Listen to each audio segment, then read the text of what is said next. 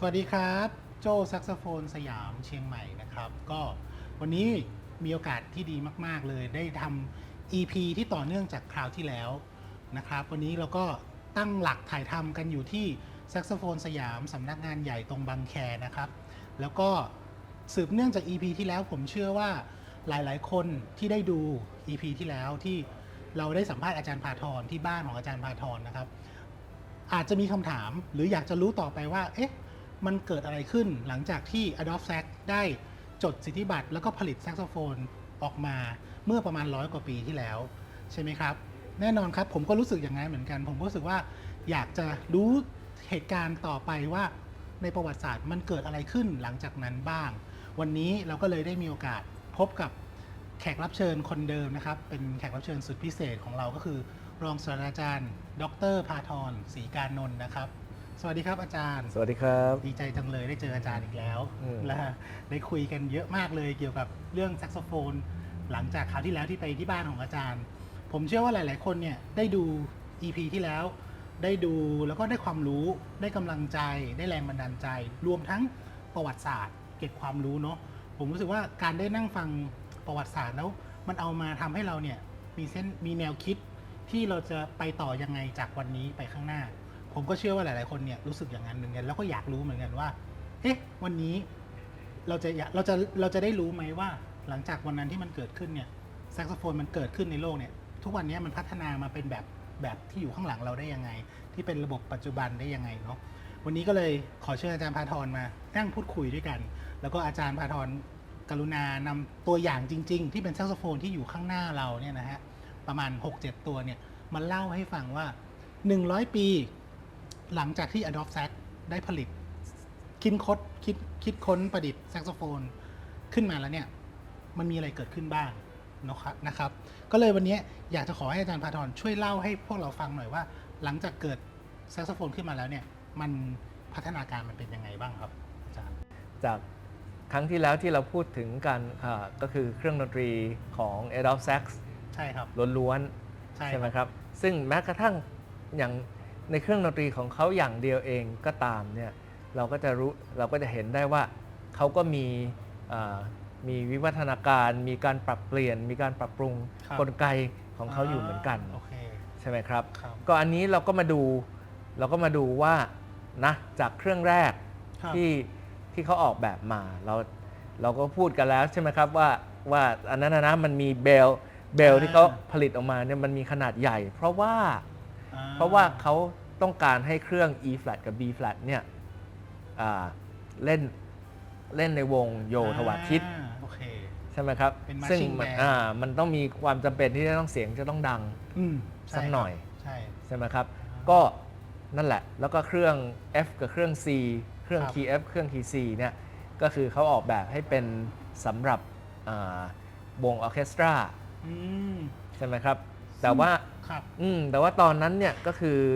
นั่นแหละเครื่องของเขาเนี่ยมันไม่ประสบความสำเร็จในวงออร์เคสตราใช่ไหมครับเครื่อง F กับเครื่อง C นะเขาก็เลยต้องออกแบบเพิ่มเติมขึ้นมาจากเครื่อง E flat กับเครื่อง B flat เนี่ยให้มันสามารถเล่นได้ในวงออร์เคสตราด้วยนะครับโดยการที่เขาทำให้ขนาดของเบลเนี่ยมันเล็กลงใช่เพราะผมจำได้ว่าตัวที่แล้วเบลจะเล็กกว่านี้ใช่ครับแสดงว่าพอเขาเหมือนกับเขาก็ปรับเปลี่ยนตามความนิยมของคนที่มาลองเครื่องเขาเหมือนกันก็เลยมีวิวัฒนาการเพราะเขาคิดว่าไม่ใช่ว่าจดสิทธิบัตรเสร็จปุ๊บเขาก็หยุดจบเลยเขายังคิดต่อไปอีกใช่ครับโอเคแล้วก็ทีนี้มันพอหลังจากที่สิทธิบัตรของเขาหมดอายุนะครับก็คือปี 1866นะฮะเขาจดสิทธิบัตรเนี่ยเขาได้รับสิทธิบัตรที่ฝรั่งเศสเนี่ยก็คือปี 1840 ถึง 1866 ประมาณ 26 ปีใช่ครับแล้วก็หลังจากนั้นเนี่ยก็จะบริษัทอื่นๆนะครับก็จะเอาแซกโซโฟนไปผลิตได้ไปทำได้โดยที่ไม่ต้องจ่ายค่าลิขสิทธิ์ให้เขาซึ่งแสดงว่าถ้าในช่วงนั้น 1840 ถึง 1866 มีบริษัทไหนอยากผลิตแซกต้องมาคุยกับเขาก่อนใช่ครับก็ต้องไปซื้อลิขสิทธิ์เขามาทำนะครับแล้วก็บริษัทหนึ่งที่ ที่เรียกว่าเป็นแฟนตัวยงของ Adolphe Sax ครับ ก็คือบริษัทบุฟเฟ่ของปอง หรือ ครับ ที่เรารู้จักกันในชื่อก็คือบัฟเฟต ใช่ แต่ ครับ ภาษาฝรั่งเศสเรียกบุฟเฟ่ ครับบุฟเฟ่คงปง บุฟเฟ่ของผม นะครับ โอเ ซึ่ง เก่าแก่มาก ซึ่งบริษัทเนี้ยเป็นบริษัทที่เก่าแก่มาก ใช่ แล้วก็ ใช่ เป็นเรียกได้ว่าเป็นลูกค้าของ Adolphe Sax ที่แบบว่าเขาไม่เคยมีข้อบาดหมางอะไรกับ Adolphe Sax เลย เป็นแฟนคลับ ใช่ครับ อ่า เพราะว่า เป็นแฟนคลับ บริษัทอื่น ครับ ๆ ในขณะนั้นเนี่ยทุกคนเกือบจะทุกบริษัทในปารีสเลยนะครับ ครับ ต่อต้าน Adolphe Sax เพราะเขาเป็นที่นิยมกว่าหรือเปล่าฮะหรือว่า เพราะว่าก็มีหลายอย่างครับ หลาย ได้ระดับการเมืองก็มี เพราะว่า อ่า เนื่องจากว่า ใช่ เขาเป็น ใช่ เขาเป็นคนเบลเยียมนะ อ๋อโอเคไม่ใช่ ใช่ไหม ฝ ครับ รั่งเศส ครับเขาเป็นคนเบลเยียมที่เข้าไปอยู่ในปารีสอย่างเงี้ย ครับ ใช่ไหมครับก็เกิดการก็มีการต่อต้านมีในแง่การเมืองก็มี นะครับ เป็นเชื้อชาติไป อีกด้านหนึ่งก็คือด้วยความที่เครื่องดนตรีเนี่ยมันเป็นออริจินัลมาก โอเค แสดงว่ามันไม่เคยมีรูปร่างหน้าตาแบบนี้เกิดขึ้นมาก่อนในโลกเลย อ่า ใช่ไหมครับก็คนอื่นเขาก็อิจฉากันเป็นธรรมดา ถูกฮะ ใช่ไหมครับแล้วก็ โอเค แซกโซโฟนเนี่ยมันเกิดขึ้นตามหลักวิทยาศาสตร์ ใช่ มันไม่เหมือน รื่อง คลาริเนตมันไม่เหมือนบาซูนไม่เหมือนโอโบอะไรเครื่องเป่า ครับ อื่นๆ ก่อนหน้านี้นะครับหรือแม้กระทั่งฟลูตเนี่ย ครับ ที่แบบว่าออกแบบว่าอ้าวลองเจาะรูตรงนี้สิเสียงเพี้ยนมาเสียงเพี้ยนเหรอเปลี่ยนที่เจาะรูนะขนาดใหญ่เท่านี้พอไหมอะไรอย่างเงี้ยครับมันคือการลองผิดลองถูก ใช่ นะครับแต่มันไม่ใช่แซกโซโฟนแซกโซโฟนนี่ออกแบบมาด้วยยึดตามหลักวิทยาศาสตร์ ว่าเจาะตรงนี้เสียงออกเจาะตรงนี้เสียงเป็นระดับเสียงเป็นเท่านี้เท่า ใช่ นี้ ครับแล้วก็โทนโฮเนี่ยควรจะใหญ่เท่าไหน ควรจะอะไรเท่าไหร่ โอเค ครับมันเกิดขึ้นจากการคำนวณตั้งแต่หัวยันท้ายเลย โอ้ก็คือตั้งใจคิดมาก ใช่ครับ ตั้งแต่วันแรก มันก็เลยมีแบบหลายเจ้านะครับเขาก็อิจฉากันแหละ ๆ นะครับก็มีคดีความกันมีการฟ้องร้องกันมีอะไร ชีวิตยุ่งวุ่นวาย ครับ เลย ตลอด ช่วงนั้น ตลอดชีวิตของ Adolphe Sax เนี่ยเขาถูกฟ้องร้องเยอะมาก ถูกร้อง แล้วก็ เรียน ที่เขาไปฟ้องร้องคนอื่นก็มีเยอะ โอค เพราะว่าเขาก็ไม่ยอมเหมือนกันไง ใช่ไหมใครมาทำเลนแบบแล้วก็ฟ้องเลย เพราะเขาจดสิทธิบัตร ใช่ครับ ไว้แล้ว เพราะอย่างเงี้ยผมก็มีเครื่องหนึ่งนะครับ ที่แบบยี่ห้ออะไรซูเดร ครับ ซึ่งก็เป็นรุ่นเดียวกับ Adolphe Sax นี่แหละ ครับ ซึ่งเขาทำเครื่องออกมาเนี่ยเขาจะเรียกว่าอะไรผมไม่รู้นะ แต่ว่ามันหน้าตาเหมือนกันเดียเลย ทั้งกลไกทั้งอะไรเนี่ยเหมือนกันเดียเลย โอเค นั่นแหละ แต่เครื่องนั้นก็คือ Adolphe Sax เขาก็ฟ้อง อ่า นะฮะ โอเค ฟ้องแล้วก็ไปยึดของเขามาหมดเลย โอ้โห อะไรอย่างเงี้ย โอเค นะฮะ อ๋อ เครื่องที่ผมได้มาเนี่ยมันก็เป็นส่วนหนึ่งในเขาเรียกอะไรของกลาง หลักฐานทางคดี ใช่ครับ โอเค แต่นี่มันก็นะ100 กว่าปีมาแล้วอะ ใช่มัน100 กว่าปีในยุค นะครับ นั้น ซึ่งแต่บริษัทบุฟเฟ่ของปองเนี่ยหรือ ครับ บัฟเฟตเนี่ย แฟนคลับตัวย นะ ง ฮะ เขาไม่เคยมีคดีความด้วยเลย แล้วเขาก็ซื้อลิขสิทธิ์ของ Adolphe Sax มาตลอด จนกระทั่งลิขสิทธิ์ของ Adolphe Sax หมดอายุ ใช่ไหม ครับ สิทธิบัตรหมดอายุเนี่ย 186 เขาก็เริ่มที่จะมาพัฒนาระบบ อืม ของกลไกของแซกโซโฟนขึ้นมาบ้าง แสดงว่าในยุคนั้นบัฟเฟตคอมปงเนี่ยมีแนวคิดที่จะผลิตแจ็คอยู่แล้วหรือเปล่าครับ ใช่ครับเขาก็ซื้อสิทธิบัตรซื้อลิขสิทธิ์ของ Adolphe Sax มานี่แหละ ไปอง เพราะฉะนั้นแซกโซโฟนรุ่นแรก ๆ ที่เขาขาย ครับ นะฮะก็จะหน้าตาเหมือนอย่างนี้เลย หน้าตาคล้ายๆ นะครับแต่เบ ตัวนี้ ลก็จะเล็กกว่า อ่า นะครับซึ่งก็คือถ้าเครื่องนั้นเอามาดูเนี่ย ตัวนี้นะฮะ เครื่องนี้สร้างประมาณปี 1870 ผมลองเครื่องนี้ลงก่อน นะครับ ฮ สร้างประมาณ 1870 ซึ่ง 1870เหรอฮะ ซึ่งก็สิทธิบัตรหมดแล้ว อืม นะครับ ถือไว้ก่อนดีกว่า แต่ถ้าเทียบกัน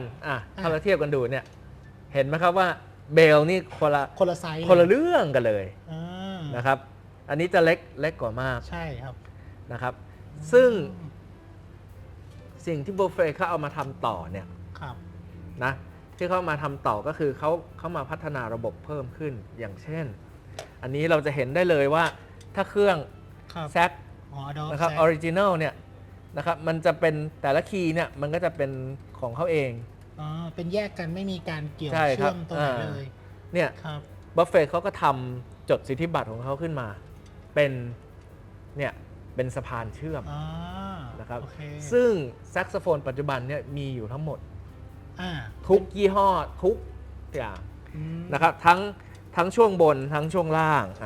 รับ เนี่ยช่วงล่างเนี่ยเห็นไหมครับเนี่ยจะมี อืม เป็น มีการ สะพาน เชื่อม สะพานเชื่อม ซึ่ง อืม ซึ่งของ Adobe Stack ไม่มี ไม่มี คือเขาก็ศึกษาของสิทธิบัตรที่เขาซื้อมา แล้วก็เอามาพัฒนา ใช่ ต่อยอดลงไป ใช่ครับ อ๋อโอเค นะครับแล้วก็เบลเนี่ยเขาก็แน่นอนละว่าเขาเอามาเล่นดนตรีคลาสสิกนะ ต้องเล็กลง ฮะ ต้องไม่ เบล ไม่ เบลนี่ก็เหลือขนาดแค่เนี้ย สั้นกว่าด้วยเนาะ ใช่ครับ สั้น นั่นก็คือ แคบกว่า ก็คือโลบีอ่ะ ได้ มั แค่ น โลบี ใช่ครับ อันนี้ก็โลบีเหมือนกัน อันนี้โลบีเหมือนกัน แต่ว่าเนี่ยดูสิขนาด คนละ ทั้ง ไซส์เลย เตี้ยกว่าทั้งเล็กกว่า ใช่ นะครับ ใช่ ไอ้ Adobe Stack ของผมอีกเครื่องหนึ่งมันยังสูงใกล้ๆกันแต่มัน ครับ หอมกว่า อ๋อ นะฮะแต่อันเนี้ยคือเห็นได้ชัดเลย ชัดเลย ว่า ใช่มัน ว่าเขาเล็กลงมา อืม นะครับซึ่งบอร์หมายถึง ตัว วอลลุ่มภายในของเครื่องนะครับ ครับ ของบัฟเฟตเครื่องเนี้ยก็จะประมาณพอๆกันกับแซกโซโฟนปัจจุบัน ใกล้เคียง ทั้ง ใช่ครับ ของบัฟเฟตแล้วก็ของ Adobe Stack ใกล้เคียงกันไหมฮะ บอตัว เอ่อ บอ เครื่องนี้จะเล็กกว่าหน่อยหนึง เอาเล็กกว่า โอเค ครับ ซึ่งทุกวันปัจจุบันนี้ก็จะคล้ายๆไซส์ประมาณนี้ ใช่ โอเค ใช่ครับอย่างเครื่องเนี้ยจะใหญ่กว่า อ๋อ ใช่ เพราะว่าเครื่องนี้เขาต้องการออกแบบให้เสียงมันไบรท์กังวานพุ่งมากกว่า ใช่ครับซึ่งโมเดล 2 ของ Adobe Stack ที่เราเห็นกันในเอพิโซดที่แล้วนะครับ ก็จะเล็กกว่านี้ อ๋อ เล็กกว่านี้ด้วย ฮะ แสดงว่า Adobe Stack ก็คิดมาแล้วว่า ใช่ครับ ว่าใหญ่กับเล็กมีผลต่อความไบรท์ของเสียง ใช่ครับ อ๋อ ซึ่งก็ขนาดก็จะพอๆคล้ายๆกับอันเนี้ย โอเค แต่เบลเขายังใหญ่กว่าหน่อย ครับ ฮะ จำได้ นะครับ จำตัวนั้นได้อ๋อ แต่ว่ากลไกอย่างอื่นก็จะ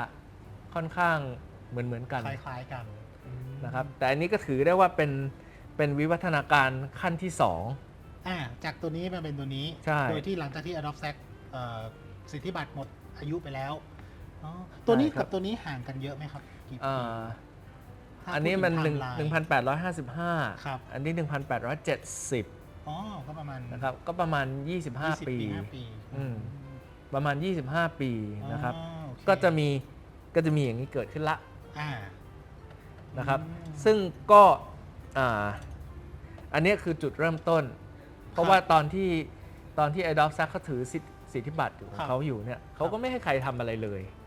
เพราะเขาออริจินอลแล้วเขา ใช่ เขา ครับ ต้องการบอกทุกคนว่าเนี่ย ครับ ฉันเป็นได้รับถูกการรับ ใช่ รอง ครับ ตามกฎหมาย คือ ละ คือถ้าเขาจะเปลี่ยนกลไกถ้าเขาจะทำอะไร ต้องมา ก็เป็น คุย ของ ก่อน เขาคนเดียว อ่า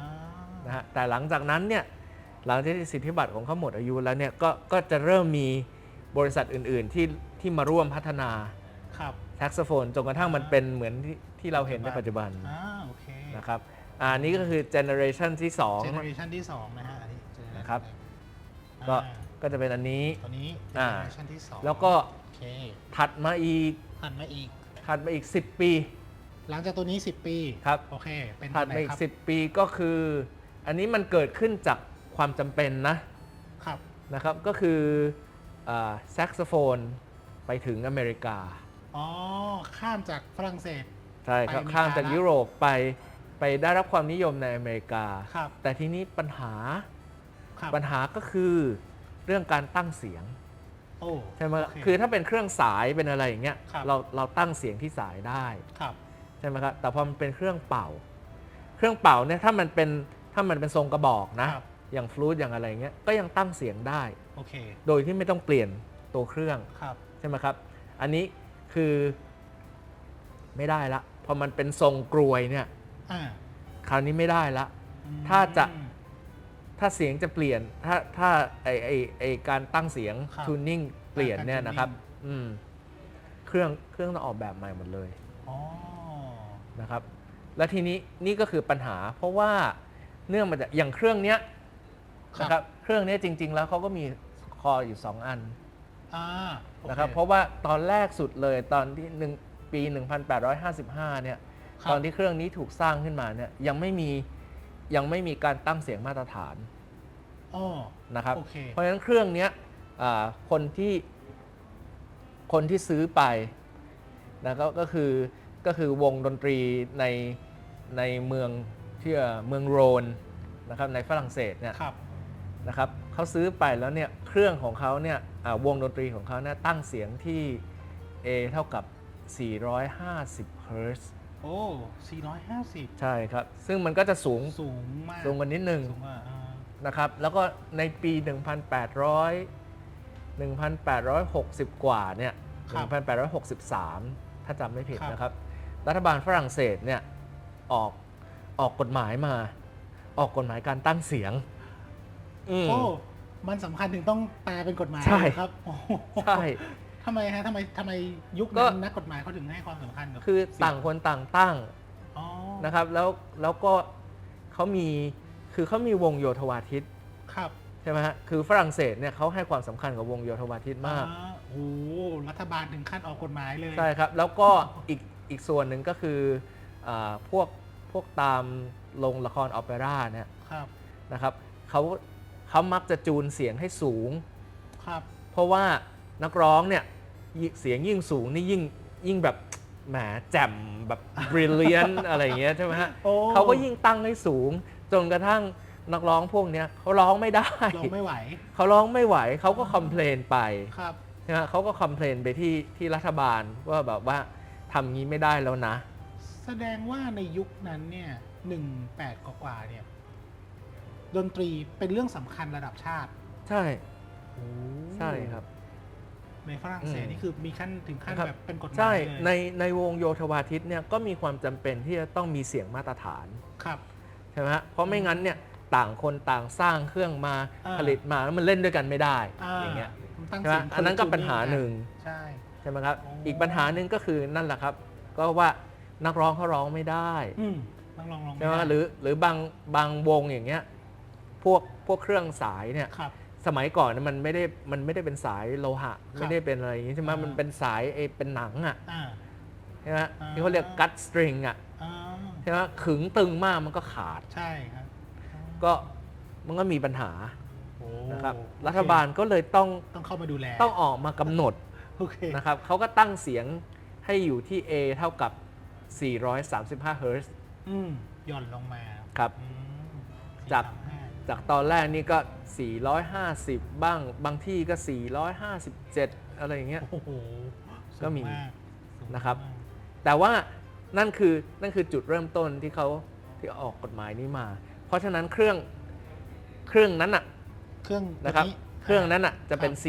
435 ฮะ ผมขออนุญาตถามนิดนึงครับ เขาใช้อะไรวัดว่าในสมัยนั้นเนี่ย ตั้งเสียงที่ตัวเลขมันไม่ได้มีดิจิตอลทูนเนอร์เหมือนในปัจจุบัน ครับ เขาจะรู้ได้ยังไงว่า ตั้งแล้วปุ๊บอันเนี้ยคือเกินกว่าที่กฎหมายกำหนด เขาเอาอะไรเป็นตัวบอก เขามีซ่อมฮะซ่อม ใช้เป็นซ่อมเสี เสี ย ย ง งใช่ อ๋ออั อันนั้นน่ะใช้เป็นหลักเลย อ๋อคือ นะครับ ป้อง ใช่ จิ้มเข้า แล้วก็ หู มีอีกอย่างหนึ่งก็คือตั้งตามเสียงออร์แกนในโบสถ์ โอเค อืม โอเค นะครับเพราะว่าออร์แกนในโบสถ์เนี่ยเขาจะตั้งเสียงตลอดเวลา โดยใช้ซ่อม ใช่ครับ อ๋อ เพราะฉะนั้น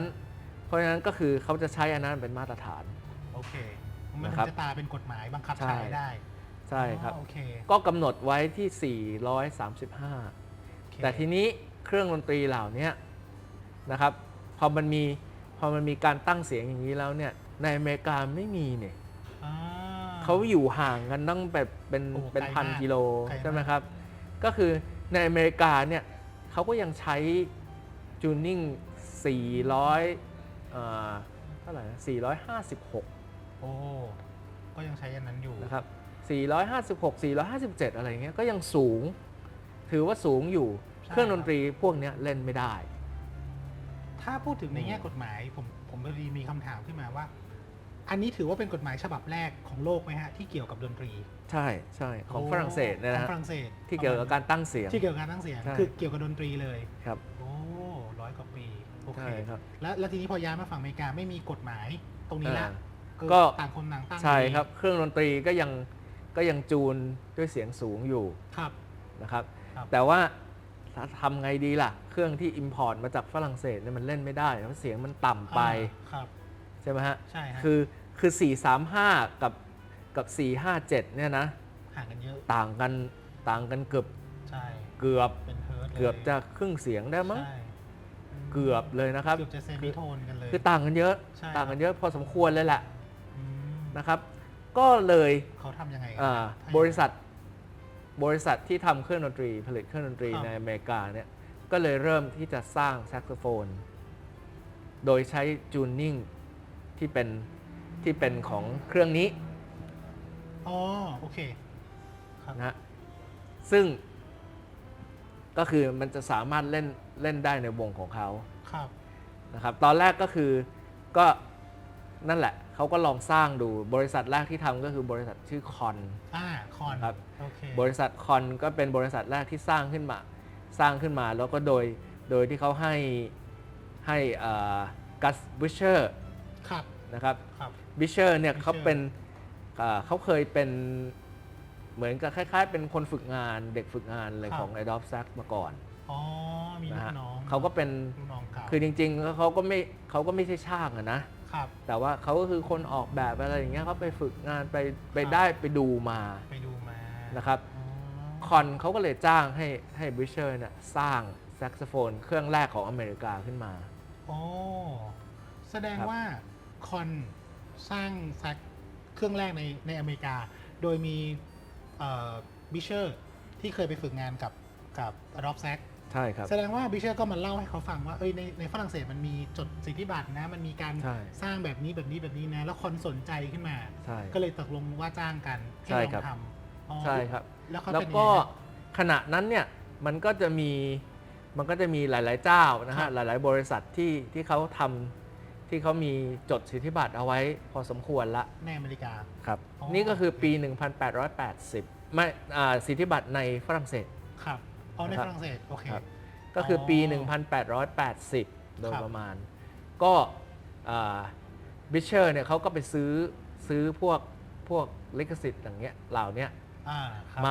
มาใช้ประกอบ มาใช้ประกอบใน ครับ คอนในอเริา แล้วมันก็เกิดขึ้นเป็นเครื่องนี้ เครื่องนี้ นะครับ โอเค อันนี้ก็คือคอน เาลงนะฮะอันนี้คือคอน อันนี้คือคอนรุ่นแรกของอเมริกา อ๋อ แซกโซโฟนรุ่นแรกของอเม รุ่น ริ แรก กา ของอเมริกาเลย คือ ครับ จะเรียกว่าเป็น first generation ของฝั่งอเมริกาไปเลย ใช่ครับ เป็นเรียกว่าเป็นบิดาแซกโซโฟ ซึ่ น ง ในยุคในอเมริกา มันมีอะไรเปลี่ยนแปลงไปบ้างจากเครื่องนี้นะครับ เราก็ต้องมาดู กันนะฮะหยิบมาดูกัน นะครับ ก็คือถ้าพูดถึง bridge ใช่ไหม ครับ สะพานเชื่อมระหว่างสแต็กมีไหมมีแล้ว ครับ นะครับ แล้วมีอะไรเพิ่มขึ้นมาอีกเอาง่ายๆหลวมๆก่อนเลยก็คือ ครับ ที่เราเห็นนะครับ ที่เราเห็นได้ชัดๆก็คือเบล มีลงไปถึง มีโลบีแฟลต โลบีแฟตตัวต่ำ นะครับ สุดแล้ว เพิ่มขึ้นมา ครับ นะครับ แต่ตัวทูบเนี่ยยังเท่านั้นอยู่เลย เท่าเดิมอยู่ นะครับ อืม ก็คือนี่แหละ ออกมาแล้วมีอะไรอีก มีอะไรอีกมีโรลเลอร์นะครับ โอเค เป็นลูกกลิ้ง อันนี้มันเป็นปุ่มแยกเป็นแค่มน ครับ น ใช่ แต่อันนี้จะกลิ้งได้แล้ว ใช่ อันนี้เป็น evolution นะครับ อ่า แล้วก็ วิวัฒนาการ ก็เล่นสะดวกขึ้นนะ เล่น ครับ สะดวกขึ้นเยอะเลย อืม แล้วฝั่งนี้มีโรลเลอร์แล้ว ฝั่ง นะครับ มี อืม นะครับ แล้วก็มีอะไรอีกจากเครื่องนี้เมื่อกี้ผมลืมพูดไป ครับ นะครับ เวลาเล่นคีย์ A sharp หรือ B flat เนี่ยนะครับ เวลาเล่นตัวโน้ตตัวนี้เราต้องกดอันนี้ ครับ ใช่ไหมฮะ แล้วพอกด ตัวนี้ หยิ ปุ๊ บบ มาก่อน จะได้ดูพอกดใช่ไหมฮะ ปุ่มนี้อยู่ตรงนี้ ครับ นะ พอกด มั อันนี้ จะปิด มันจะเปิดขึ้นมา ปิดเปิดครับ ฮะใช่ไหมฮะ คือปกติมันจะปิดอยู่ ครับ แล้วพอเวลาเราเล่นตัว A เนี่ย แล้วพอกด A sharp นะฮะ กด มันจะเปิด ข้างๆมันจะเปิ โอ ด เคเป็น A sharp ก็จะเป็น A sharp ตัวนี้จะมีแค่ A sharp กับ E ใช่ครับ ส่วนอันนี้เนี่ย ตัวนี้ เขาเปลี่ยน ก็คือ จะมี พอกดตัวนี้ สามอันแล้ว ใช่ไหมฮะ นี่เป็น อ้าว A sharp อันนี้ A sharp กลายเป็นเปิดข้างๆแทน ย้ายจากข้างหน้ามาข้าง อืม ๆ โอเค แล้วก็มี นะครับ ไซ ส่วน ซี ส่วนในตัว ไอตัวนี้ใช่ไหมซึ่งตามมันเนี้ยก็คือตัวเนี้ยมันจะปิดอยู่ใช่ไหมครับ ครับ แต่ว่านี่เขาเปลี่ยนให้เป็นเปิดทั้งสองอัน อ๋อ นะครับเหมือนรุ่นปัจจุบันละ เหมือน นะครับ รุ่นปัจจุบัน และทีนี้เขาเพิ่มอันนี้ขึ้นมาอีก เพิ่มก้านอันนี้ลงมา พอกดฝั่งนี้กลายเป็นอันนี้ปิดลงมา อ๋อโอ นะ เค นี่คือ BIS B flat BIS V Flat ที่คอนโทรลด้วย F ใช่ T แล้วก็ D แต่ว่ามันยังไม่มีปุ่มตรงนี้ ใช่พอเครื่องนี้มาเขาก็ต่อยอดด้วยการเพิ่ม เพิ่ม ออก B มา เพิ่มเป็นตัวนี้ขึ้นมา ครับเพิ่มปุ่มมาเล็กๆเนี่ยนะครับ ครับ เพื่อที่จะให้เล่นอย่างนี้ได้ด้วย ใช้นิ้วคีบใช้เป็นนิ้วนิ้วชี้ที่กดได้ทั้ง B แล้วก็ B ใช่ Flat ใช่ครับจากที่เครื่องนี้ไม่มี ใช่ อืม ทีนี้ผมแอบสังเกตนิดนึงว่า อืม รุ่นนี้กับรุ่นนี้ก็ยังมีก้านออกเต็ปอยู่ ใช่ครับก็คือ Octave Key ยังมีสอง ยัง อัน ต้อง อยู่ ใช้แยกอยู่ ใช้แยกอยู่ นะครับใช้แยกอยู่กดอันนี้พอเล่นข้างล่างใช่ไหมฮะพอถึงตัว A พอถึงตัว A ก็ต้องเปลี่ยนมาจับตรงนี้ ใช่เพราะปัจจุบันนี้ถ้าเรากด G แล้วกด Octave ปุ๊บมันจะคอนโทรลไอ้ตัวนี้ ใช่ แทน ใช่ โอเค ครับ ซึ่งถามว่าตอนนั้นเนี่ยตอนที่เขาทำเครื่องนี้ออกมาเนี่ย ครับ มันมีคนจดสิทธิบัตรหรือยัง ไอ automatic octave เนี่ยครับจริงๆมันมีแล้ว อ๋อเหรอครับ แต่ว่าเขาถือกันว่าในยุคนั้นเนี่ยเขาถือกันว่าการที่เราเล่นแบบนี้ได้เนี่ยคือแบบโปรอ่ะ อ๋อ เป็นเครื่องโปรนั่นเอง เป็นเครื่องโปร เครื่องมือโปรนั่น นะ เอง เครื่องแบบเครื่องเด็กๆอะไรอย่างเงี้ยค่อยใช้แบบอย่างนั้นไป ค่อยๆก้านเดียว ใช่ไหมฮะ โอเค มันก็เลยไม่เป็นที่นิยม โอเค นะครับก็นะคือเครื่องนี้ อ่า ก็เนี่ยมีอะไรเยอะแยะเลยมีอันนี้อีกอันหนึ่งที่น่าสนใจนะครับคือตัว G Sharp ครับ นะ G Sharp ถ้าเราจะเห็นว่าเครื่องนี้ G Sharp เวลาเรากด ครับ ตึ๊บมันเปิดข้างหลัง อยู่ข้างหลัง นะครับ อ่า อยู่ข้างหลังแล้วก็ปิดไม่ได้นะ แบบอะไรมันเป็นก้านนั่นไปเลย อ๋อ ใช่ไหมครับ ครับ คืออันนี้มาดูอันนี้ยังเหมือนกัน อันนี้อยู่ข้างหลังเหมือนกัน ใช่ กด นะครับ ปุ๊บนี่อยู่ข้างหลัง อยู่ต่ำกว่าจุดห้อยสายมานิดนึง ใช่ แต่พอมาเครื่องนี้ปุ่มหน้าตาเหมือนกัน แต่ มาเปิดข้างหน้า มันมาอยู่ตรงนี้ อ่า นะฮะแล้วมันต่างกันยังไง มันต่างกันก็คืออย่างที่ผมบอกว่าอันเมื่อกี้นะมันปิดไม่ได้ใช่ไหมฮะแต่คราวนี้พอเราเปิดคราวนี้เอามือนี่กดเฮ้ยปิดได้ แล้วอ่า แต่ถ้าเกิดกด G Sharp ตัวนี้กดข้างหน้าไม่ปิด อ่า เพราะมันอยู่ข้างหลัง ใช่ อ๋อโอเค นะครับอันนี้ก็เป็นวิวัฒนาการที่สำคัญมาก ใช่แสดงว่า G Sharp รุ่นสุดท้ายที่อยู่ข้างหลังคือตัวนี้ ใช่ จากนั้นมันไปอยู่ข้างหน้าหมดแล้ว ใช่ครับ อ๋อโอเค อันนี้คือสิ่งที่สำคัญมาก ครับ ที่คอนเขาทำมานะครับแต่ก็อย่างที่ผมบอกไปเมื่อกี้เนี่ยว่าจริง ๆ แล้วคอนเขาไม่ได้เป็นเจ้าของลิขสิทธิ์นะ ใช่ครับ เขาไปกว้านซื้อมาจากหลาย ๆ บริษัทเลยพวกคีย์ต่าง ๆ เนี่ย ครับ แสดงว่าเขาต้องเล็งเห็นหลาย ๆ บริษัททำเหมือนที่ ใช่ Adobe Sac ทำแล้วเขาก็ไปสังเกตว่าเอ๊ะมันเปลี่ยนแปลงกันยังไง เพราะเขาอยู่กับ Adobe Sac มาเขาต้องรู้ว่าเขาคงต้องมีฟัง Adobe Sac บ่นบ้างแหละว่าเฮ้ยบริษัทนั้นฟ้องเราอีกแล้วบริษัทนี้ฟ้องเราอีกแล้ว ครับ มันต่างกับของเรายังไงแสดงว่าเขาต้องรู้ว่าไอ้พวกนี้มาก่อน ครับ เขาก็เลยพอหลังจาก Adobe Sac ไปแล้วก็เลยรวบทั้งหมดมาพัฒนา เครื่องนี้ Adobe Sac ก็ยังอยู่ครับ อ๋อเหรอฮะ ปี 1880 เนี่ย อ๋อ Adobe Sac ยังมีชีวิตอยู่ แล้ว Adobe Sac รู้ไหมฮะว่าคอนเขามาทำ ผมคิดว่าเขารู้ คิด นะ ว่าเขารู้เนอะ แต่เขาทำอะไรไม่ได้แล้วไง อ๋อโอเค เพราะว่าไม่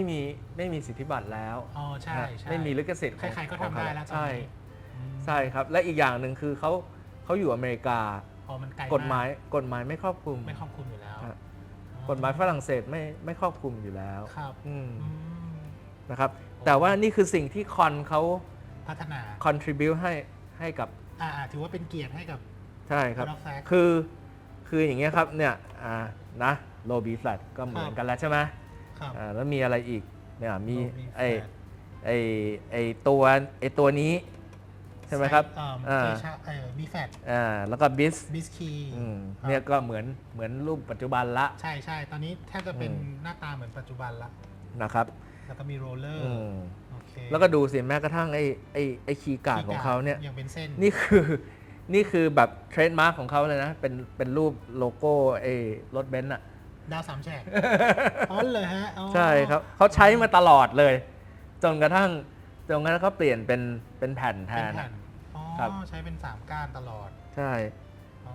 โอ้แต่เห็นเยอะมากครับทรงเนี้ยฮะ นะครับ ชอบมาก ทั้งโรลเลอร์เนี่ยทั้งอะไรเนี่ยอ่ะมีอีกอย่างหนึ่งด้วย ครับ ที่สำคัญมาก ครับ F sharp อ่า ไม่มี ตัวนี้ไม่มี F อ่า sharp อันนี้ก็ไม่มี ไม่มีแสดงว่าเล่นใน F sharp ต้องสลับนิ้วหน้า ใช่ อย่างเดียว ไม่สามารถกดอย่างนี้ได้ ใช่ อ่า ครับ อ๋ออั อันนี้มีเพิ่มขึ้นมา เจาะเองอันนี้ อืม เจาะเพิ่มเองอ๋อ สิ่งเหล่านี้ก็เป็นสิ่งที่สำคัญมาก อืม นะครับ ครับ แล้วก็พอมานะครับแล้วเครื่องนี้ก็ประสบความสำเร็จมากนะคอนยุคแรกเนี่ย แสดงว่าบริษัทขายได้ ขายได้ครับ ขายของได้เลย ใช่ คนเริ่มนิยม ประมาณ ใช่ ปีไหนครับที่ตัวนี้ออกมา 1,800เดี๋ยวนะครับ1,885 851,885โอเค ครับ เราใกล้จะถึงยุค 1,900 ละ ครับ 1,900 จะมี evolution อีกเยอะมากอ๋อ ใช่ แสดงว่าเขาเริ่มผลิตแล้วก็เป็นที่นิยมมาตั้งแต่ยุคนั้น ตัวนี้ ครับ อายุตั้งแต่ 1,885 โอ้โอเค เป็น100 ปีเหมือนกันนะฮะ กัสบิชเชอร์เป็นคนสร้าง กัสบิเชอร์เป็นคนสร้างโอเค อันนี้เรามีหลักฐานด้วยนะ เหรอฮะ ว่าเขาเป็นคนสร้าง อ๋อ ใช่สร้างแล้วก็สร้างให้คอน สร้างให้คอนสร้างให้คอน แสดงว่าตอนนั้นคอนบริษัทเริ่มใหญ่หรือยังฮะในยุค เริ่มใหญ่แล้วครับ เริ่มใหญ่แล้ว เริ่มใหญ่แล้วแล้วก็ อ๋อ บิชเชอร์เขาก็กำลังจะแยกตัวละ เอาเหรอฮะ ใช่เขาจะแยกตัวมาสร้างของเขาเองไง โอเค มาผลิตแซกโซโฟนของเขาเอง เพราะเขามีโน้ตฮาวมีทุกอย่างหมดเลย ใช่ อ๋อโอเค นะครับแต่อันนี้ถือว่าเป็นก้าวที่สำคัญมาก เป็นบิ๊กลีฟเลยส ใช่ครับ เต็ปใหญ่มากจาก ใช่ จากตัวนี้ไปตัวนี้ ใช่ ใช่ เพราะว่า ครับ พอมันเริ่มเป็นคีย์หน้าตา อืม ปัจจุบันมากขึ้นยกเว้นแค่การออกเต็ปสองอันข้างหลัง ครับ อืม ซึ่งหลังจากนั้นมาจนถึงปี 1907 นะฮะคอนเขาก็จะเป็นผู้นำตลาด อ่า อืม เป็นคือใครๆก็จะต้องดูคอนก่อนเลยว่าจะ ใช่ คือเครื่องนี้เนี่ยเป็นตลาดเลย เป็นเจ้าของตลาดเลย เป็น นะ เลือ ฮะ ด แล้ว เป็นเลื แซ อด กโซโฟนในสมัยนั้นเนี่ยก็คือก็ย้ายเขาเรียกว่าอะไรนะ ย้ายเมืองสำคัญ ย้ายฐาน มากลายเป็นมาอยู่ที่อเมริกาแทนนะครับ ส่วนฝั่งฝรั่งเศสก็จะถอยลง อ๋อโอเค นะครับ ถอยลง อืม โอเคแสดง อันนี้ ว่า ก็ ในฝรั่งเศสก็ยังมีคนสร้างอยู่แต่ก็ไม่ได้แบบโด่งดังมากเหมือน ใช่ครับ เหมือนสมัย ก็คือเครื่องก็จะหน้าตาเหมือนอย่างนั้น เป็นแบบเดิมอยู่ ใช่ซะส่วนมาก ซะส่วนมาก นะครับ แต่ในขณะที่คอนนะหน้าตาเป็นอย่างนี้แล้ว อเมริกา แสดงว่าตัวนี้ อเมริกา คือจุดแยก อันนี้ไปอเมริกาละอันนี้ยังอยู่ฝรั่งเศสอยู่ อืม อ๋อก็คือเป็นสองสายแล้วตอนนี้ ครับ อ๋อ แต่ด้วยความที่สมัยนั้นนะฝรั่งเศสเขาก็มีปัญหาเรื่องการเมืองเรื่องอะไรเยอะนะ ใช่ครับ เขา มีความไม่มั่น แบบ คง ศตวรรษคริสตศตวรรษที่ 19เนี่ยเขาแบบมีปัญหามาเกือบทั้งศตวรรษเลย ใช่ครับโดยประวัติ นะครับ ศาสตร์ ก็ได้แค่นี้ก็สุดยอด แต่กลายเป็นฝั่งอเมริกาคราวนี้สปอตไลท์ไปฉายที่อเมริกาแทน ใช่ โดยบริษัทคอนโอเค ใช่ครับ เป็นยุคบุกเบิกของแซกโซโฟนเลยในอเมริกา ใช่ครับ แล้วก็ประสบความสำเร็จมาก แล้วก็ตอนที่บูชเชอร์ ครับ เขาออกมาทำของเขาเองเนี่ย ครับ เขาก็ใช้หน้าตาก็เหมือนอย่างเงี้ย เอาตัวนี้เป็นโปรโตไทป์ ใช่ เป็นต้ ครั น บ แบบเลย หน้าตาคล้ายกันเลย คล้ายกันเลย ใช่ ตอน ครับ ตอนนั้นเขาแยกบริษัทยังฮะแยกออก แยกแล้ว แยกไปแล้ว บูชเชอร์เขาจะแยกออกมาประมาณปี 1889 ปี 1889 โอเค ครับ โอเค ที่เขามาเปิดบริษัทเขาเอง มาเปิดของตัวเอง ครับ ก็ยังอยู่ในอเมริกาอยู่ ใช่ อ่า อยู่เมืองเดียวกันเลย เอาอยู่เมืองเดียวกัน เมื เล อง ย เอลคาร์ดอินเดียนา อินเดียนาใช่เพราะเขาจะเขียนว่าอินเดียนาตลอดบนในนี้ของเขา ใช่ครับ อืม คอนนี่ตอนที่สร้างเนี่ยคอนอันนี้อยู่เมืองวูสเตอร์แมสซาชูเซตส์ แมสซาชูเซตส์โอเค ครับ ครับ แล้วก็แต่เขามี2โรงงานนะฮะอยู่ที่อินเดียนาด้วย โอเค แต่ว่าตอนที่กัสบิเชอร์เขาแยกตัวออกไปนะตอนนั้นโรงงานที่วูสเตอร์ปิดแล้ว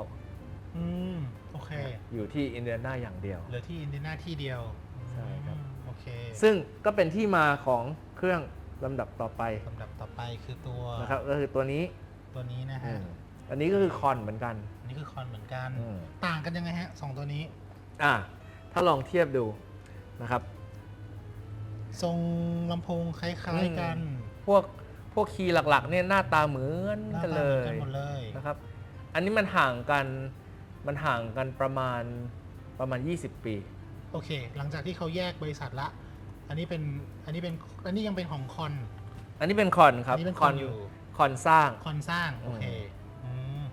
โอเค นะครับ หน้าตา ซึ่ง คล้ายๆ หน้าตาก็คล้ายๆกัน แต่ว่าสิ่งที่ต่างกันที่เห็นได้ชัด ครับ อย่างแรกเลยก็คือเขาขยับ อ่า คีย์ไปไว้ทางนี้ อ่า นะคีย์ B flat low B flat มาอยู่ฝั่งนี้ มาอยู่ฝั่งนี้ เพราะอะไรฮะทำไมเขาถึง เพราะว่า ขยับตรงนี้ ในยุคเนี้ยที่เขาใช้นะครับ ครับ ที่เขาทำออกมาเนี่ยมันเริ่มได้รับความนิยมที่เล่นในดนตรีแจ๊ส โอเค นะครับ เขา แล้วก็การ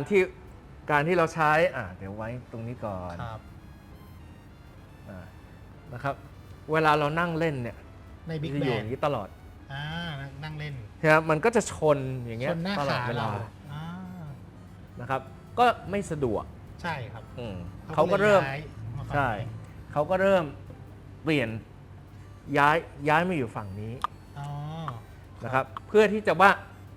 มันอย่างน้อยมันก็ชนอันเดียว ก็ยัง นะ ไม่ชนทั้งสองอัน ใช่ มันก็ยังสะดวก ครับ ขึ้นบ้าง เพราะว่าบิ๊กแบนเขาเล่นนานเลยต้องนั่ง ใช่ เล่นอ่า ใช่ครับ แล้วเล่นกันหลายคนด้วยอืม แล้วก็แต่นอกนั้นเนี่ยพวกคีย์ต่างๆ ก็ค่อนข้างจะใกล้กัน อืม นะครับ ใช่ อันนี้มีต่างนิดนึงตรงที่คีย์ G คีย์ G เขาจะใช้โทนโฮล2อัน แต่อันนี้มันเป็นทางเทคนิคเพราะว่าช่วงหนึ่งนี่มันแคบ ครับ เขาก็เลยแบ่งเป็น2รูเล็ก อื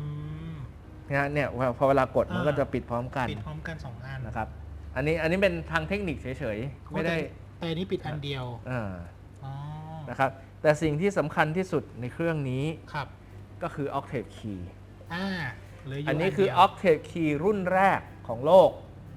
รุ่นแรกของโลก ใช่นะฮะ Automatic Octave Key อ่า ซึ่งอันนี้ต้องกด ไม่มีแล้ว ต้องแยกกดเอง อันนี้เหลือปุ่มเดียว เล่น นะครับ ง่ายขึ้นอีก ใช่เนี่ย เล่นง่าย พอเรากดขึ้นใช่ไหมเนี่ย ตรงคอจะเปิด เนี่ยกลไ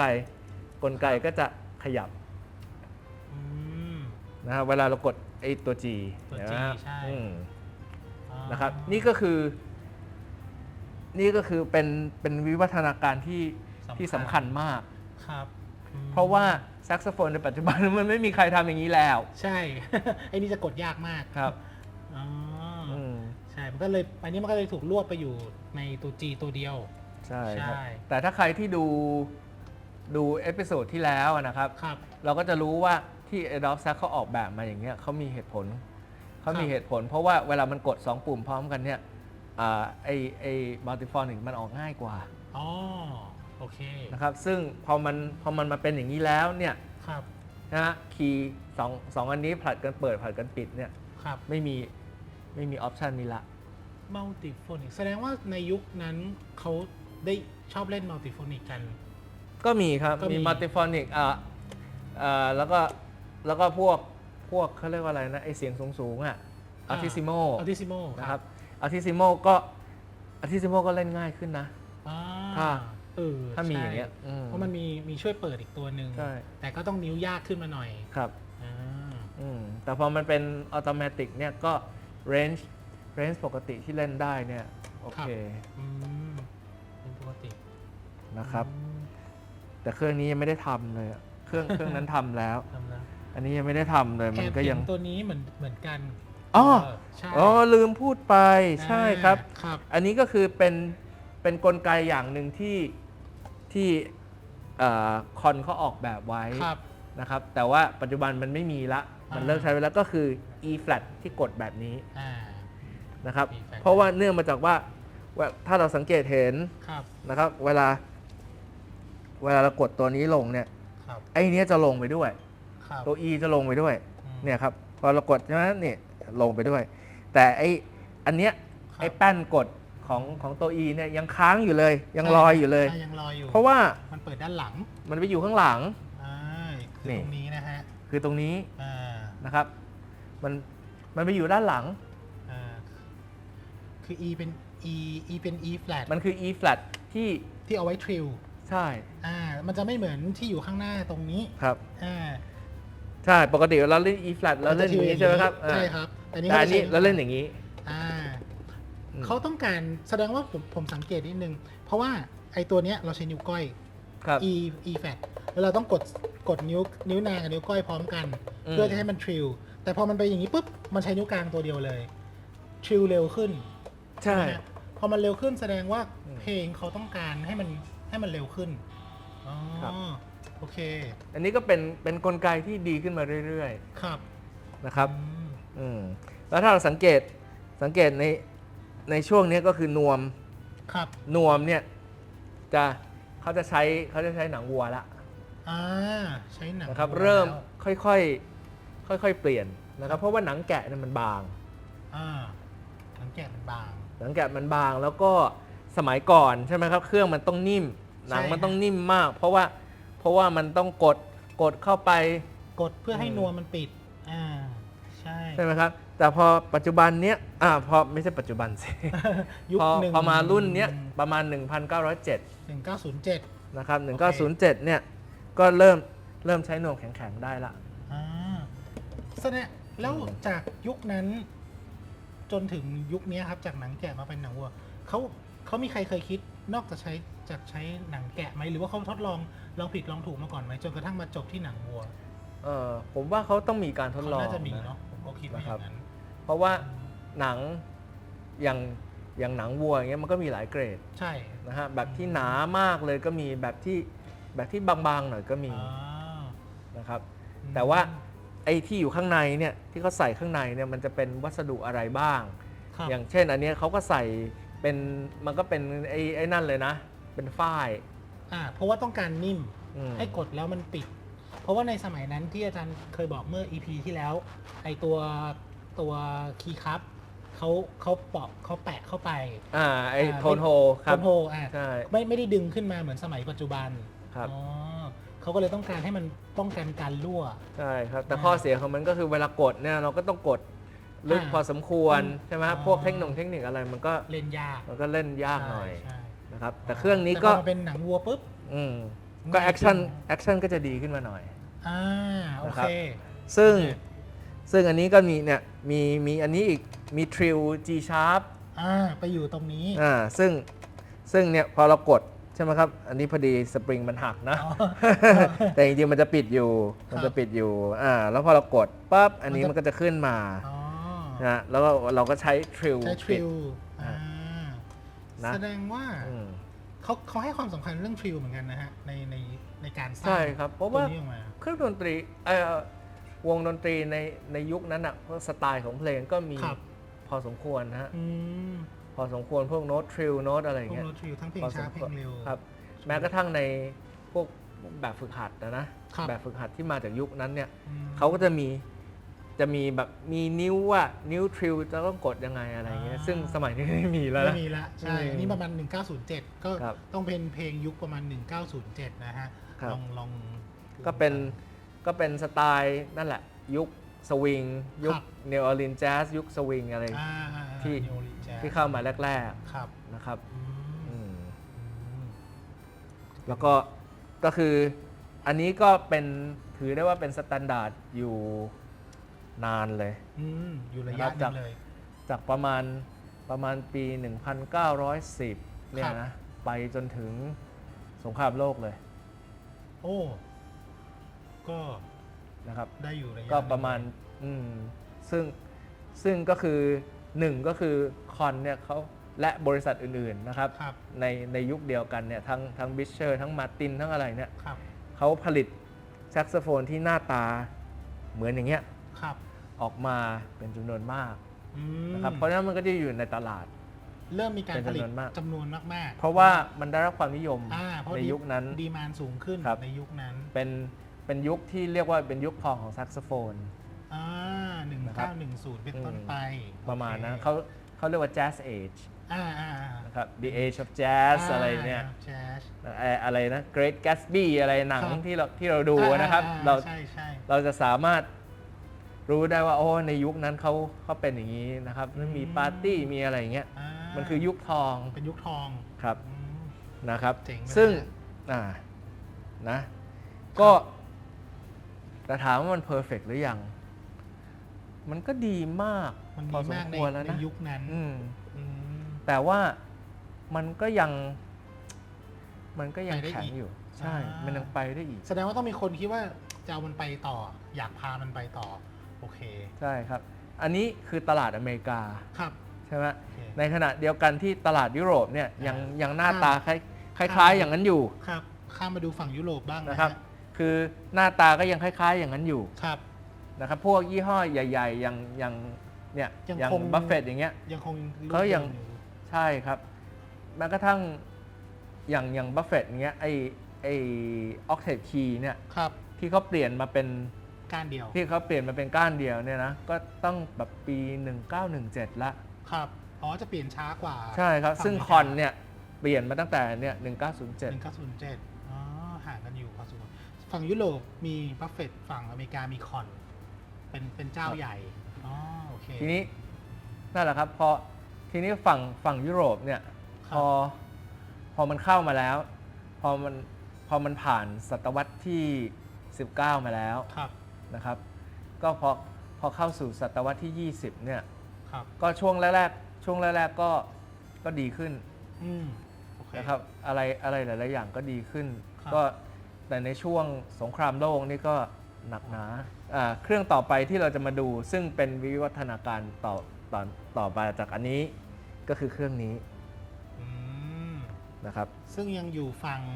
อันนี้อยู่ยุโรปแล้วครับ อยู่กลับมายุโรปนะฮะ พัฒนา ครับ คือแสดงว่ามันเหมือนกับว่า ตอนนั้นยุโรปก็รู้อเมริกามี อเมริกาก็รู้ยุโรปมี ใช่ครับ มีคนที่คิดพัฒนาแซกโซโฟนอยู่ และอย่างเครื่องเนี้ยคือโคเลอร์นะฮะ Kohler ยี่ห้อโคเลอร์ซึ่ง ครับ อยู่ในเช็กโกสโลวาเกีย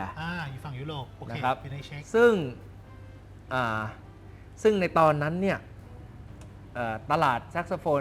ในยุโรปเนี่ยก็เริ่มบูมขึ้นมานะครับ เริ่มมีวามนิยม แล้วก็มีแบบพวกหลายบริษัทเลยนะครับ ครับ รวมทั้งโคเลอร์ด้วยเนี่ย ครับ ส่งคนไปดูงานที่คอน อ๋อ เริ่มมีการศึกษาฝั่งอเมริกา ใช่ครับ มีการศึกษามีการแลกเปลี่ยนกัน การแลกเปลี่ยนความรู้กัน นะครับ อ๋อ แล้วก็อย่างเครื่องเนี้ย ครับ สร้างโดย Max Kaiwert เราคุ้นนามสกุลกันแล้วนะฮะ ครับ Max Kaiwert ก็คือน้องคนเล็กข น้ อ อง งคนเล็ก Julius Kaiwert ใช่ครับ นะครับ แล้วก็ Richard Kaiwert แล้วก็ เขามี 3 พี่น้อง อ่า นะครับ ซึ่ง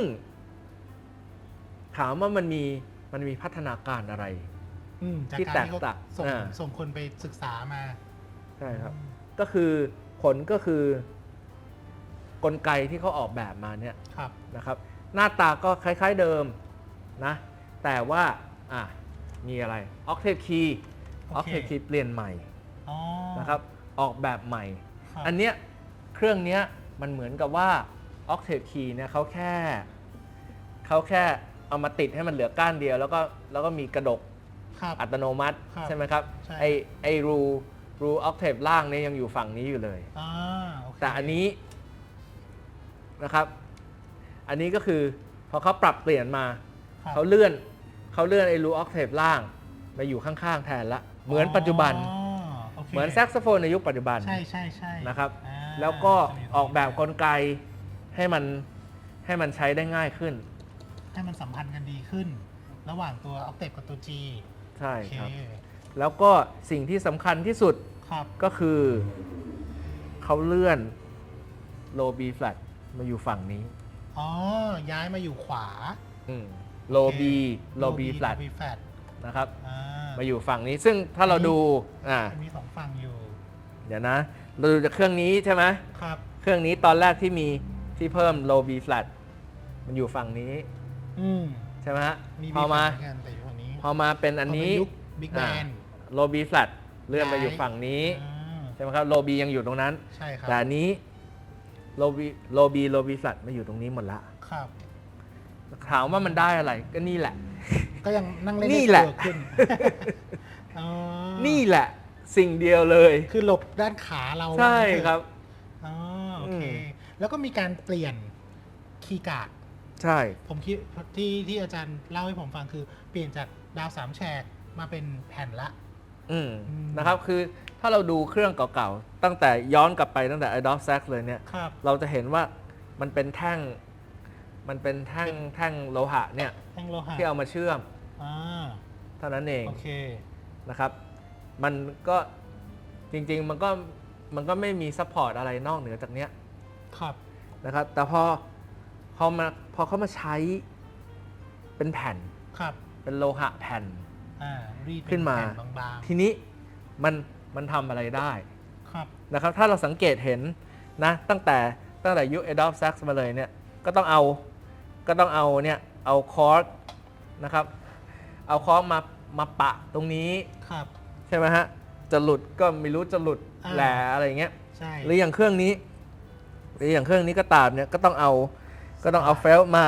ให้มาชนมันก็นั่นแหละมันก็ไม่แข็งแรงนักแต่อันนี้พอมันมาเป็นแผ่นคราวนี้เขาสามารถใส่เฟลต์ไว้ตรงนี้ได้เลยซ่อนไว้ข้างในใช่ครับมันก็จะ secure ขึ้นเยอะนะอันนี้คือสิ่งที่โดดเด่นของฝั่งยุโรปแล้วก็อีกสิ่งหนึ่งที่เรียกว่าอเมริกันไม่ได้คิดมาก่อนก็คือรอนโทนโฮอันนี้สำคัญโรโทโฮเกิดจากฝั่งยุโรปใช่ครับโอเคเป็นนะถ้าเราดูอย่างเครื่องนี้นะฮะโทนโฮเนี่ยเขาเอามาแปะโทนโฮเอามาแปะปึ๊บตัดแปะแต่อันนี้คือเขาดึงขึ้นมาแล้วก็ดึงขึ้นมาเหมือนแซกโซโฟนปัจจุบันเลยแล้วยิ่งอันนี้เนี่ยมีม้วนด้วยมีม้วนด้วยนะครับล้ำไปอีกแสดงว่าอเมริกายังไม่คิดเรื่องนี้ใช่โอเคมันเกิดขึ้นจากฝั่งฝรั่งเศสและจากฝั่งยุโรปซึ่งถามว่ามันดีแค่ไหนนะครับมันดีแค่ไหนก็คือเนี่ย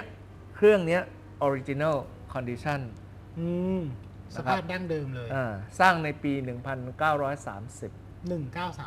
โอเคมันยังไม่เ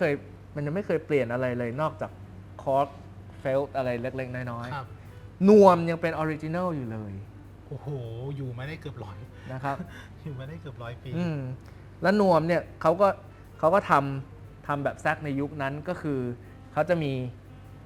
มีโครงที่เป็นโลหะนะครับอยู่ที่ขอบอีกทีหนึ่งอันนี้อาจจะมองเห็นไม่ชัดมากนะครับแต่ว่าเนี่ยถ้าเราดูที่ขอบมันเราจะเห็นว่ามันมีเป็นเหมือนกับเป็นขอบเหล็ก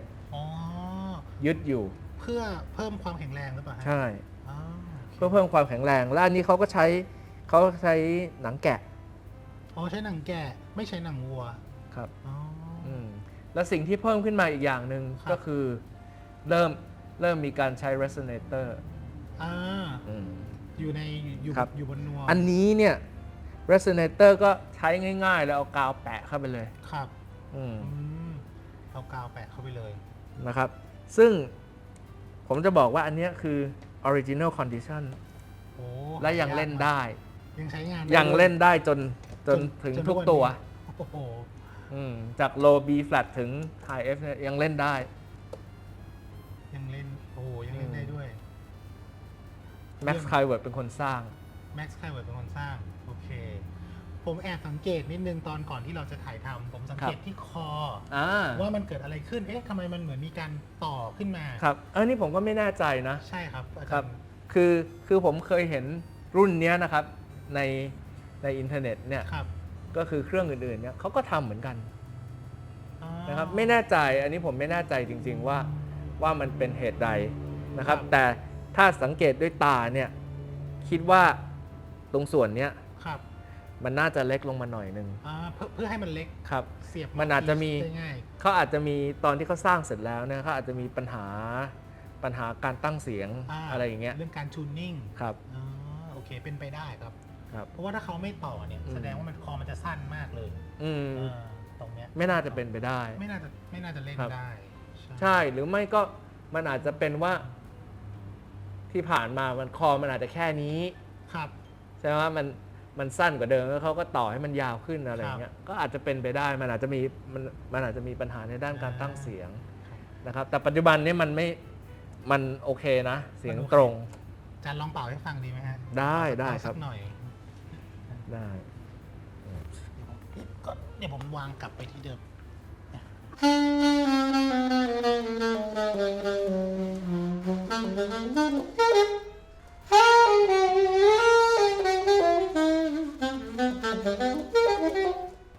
อืม เสียงโคตรดีอ่ะ เสียงดีมากฮะ เสียงดีมากๆเลย อืม อ๋อ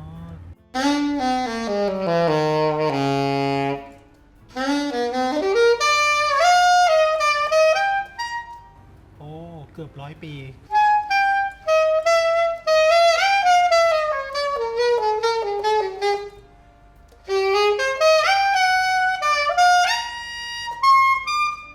โอ้ ยังตรงเป๊ะอยู่เลยโอ้ ใช่ ไม่เคยเปลี่ยนนวมเลย โอ้ 90 ปี 90 กว่าปีไม่เคยเปลี่ยนนวม ไเป็นนวม แล้วไอ้ชุกเรโซเนเตอร์นี่มันหลุดไหมฮะพอเวลาเราติด มีครับมีหลุดมาอันหนึ่งตอนแรก แล้วก็โอเคมันก็ติดกาวเนาะมันก็ ครับ กาวมันแห้ง ใช่ แต่เสียงแบบยังดีอยู่เลย ใช่ครับพวกกลไกอะไรเงี้ย perfect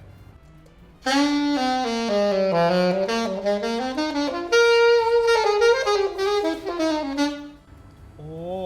ใช้งานได้ด้วย ใช่ ใช้งานได้จริง และนี่คือเสียงแบบนี้คือเสียงไอ้นี่เลยอ่ะ เสียงยุคสวิงเลย 1930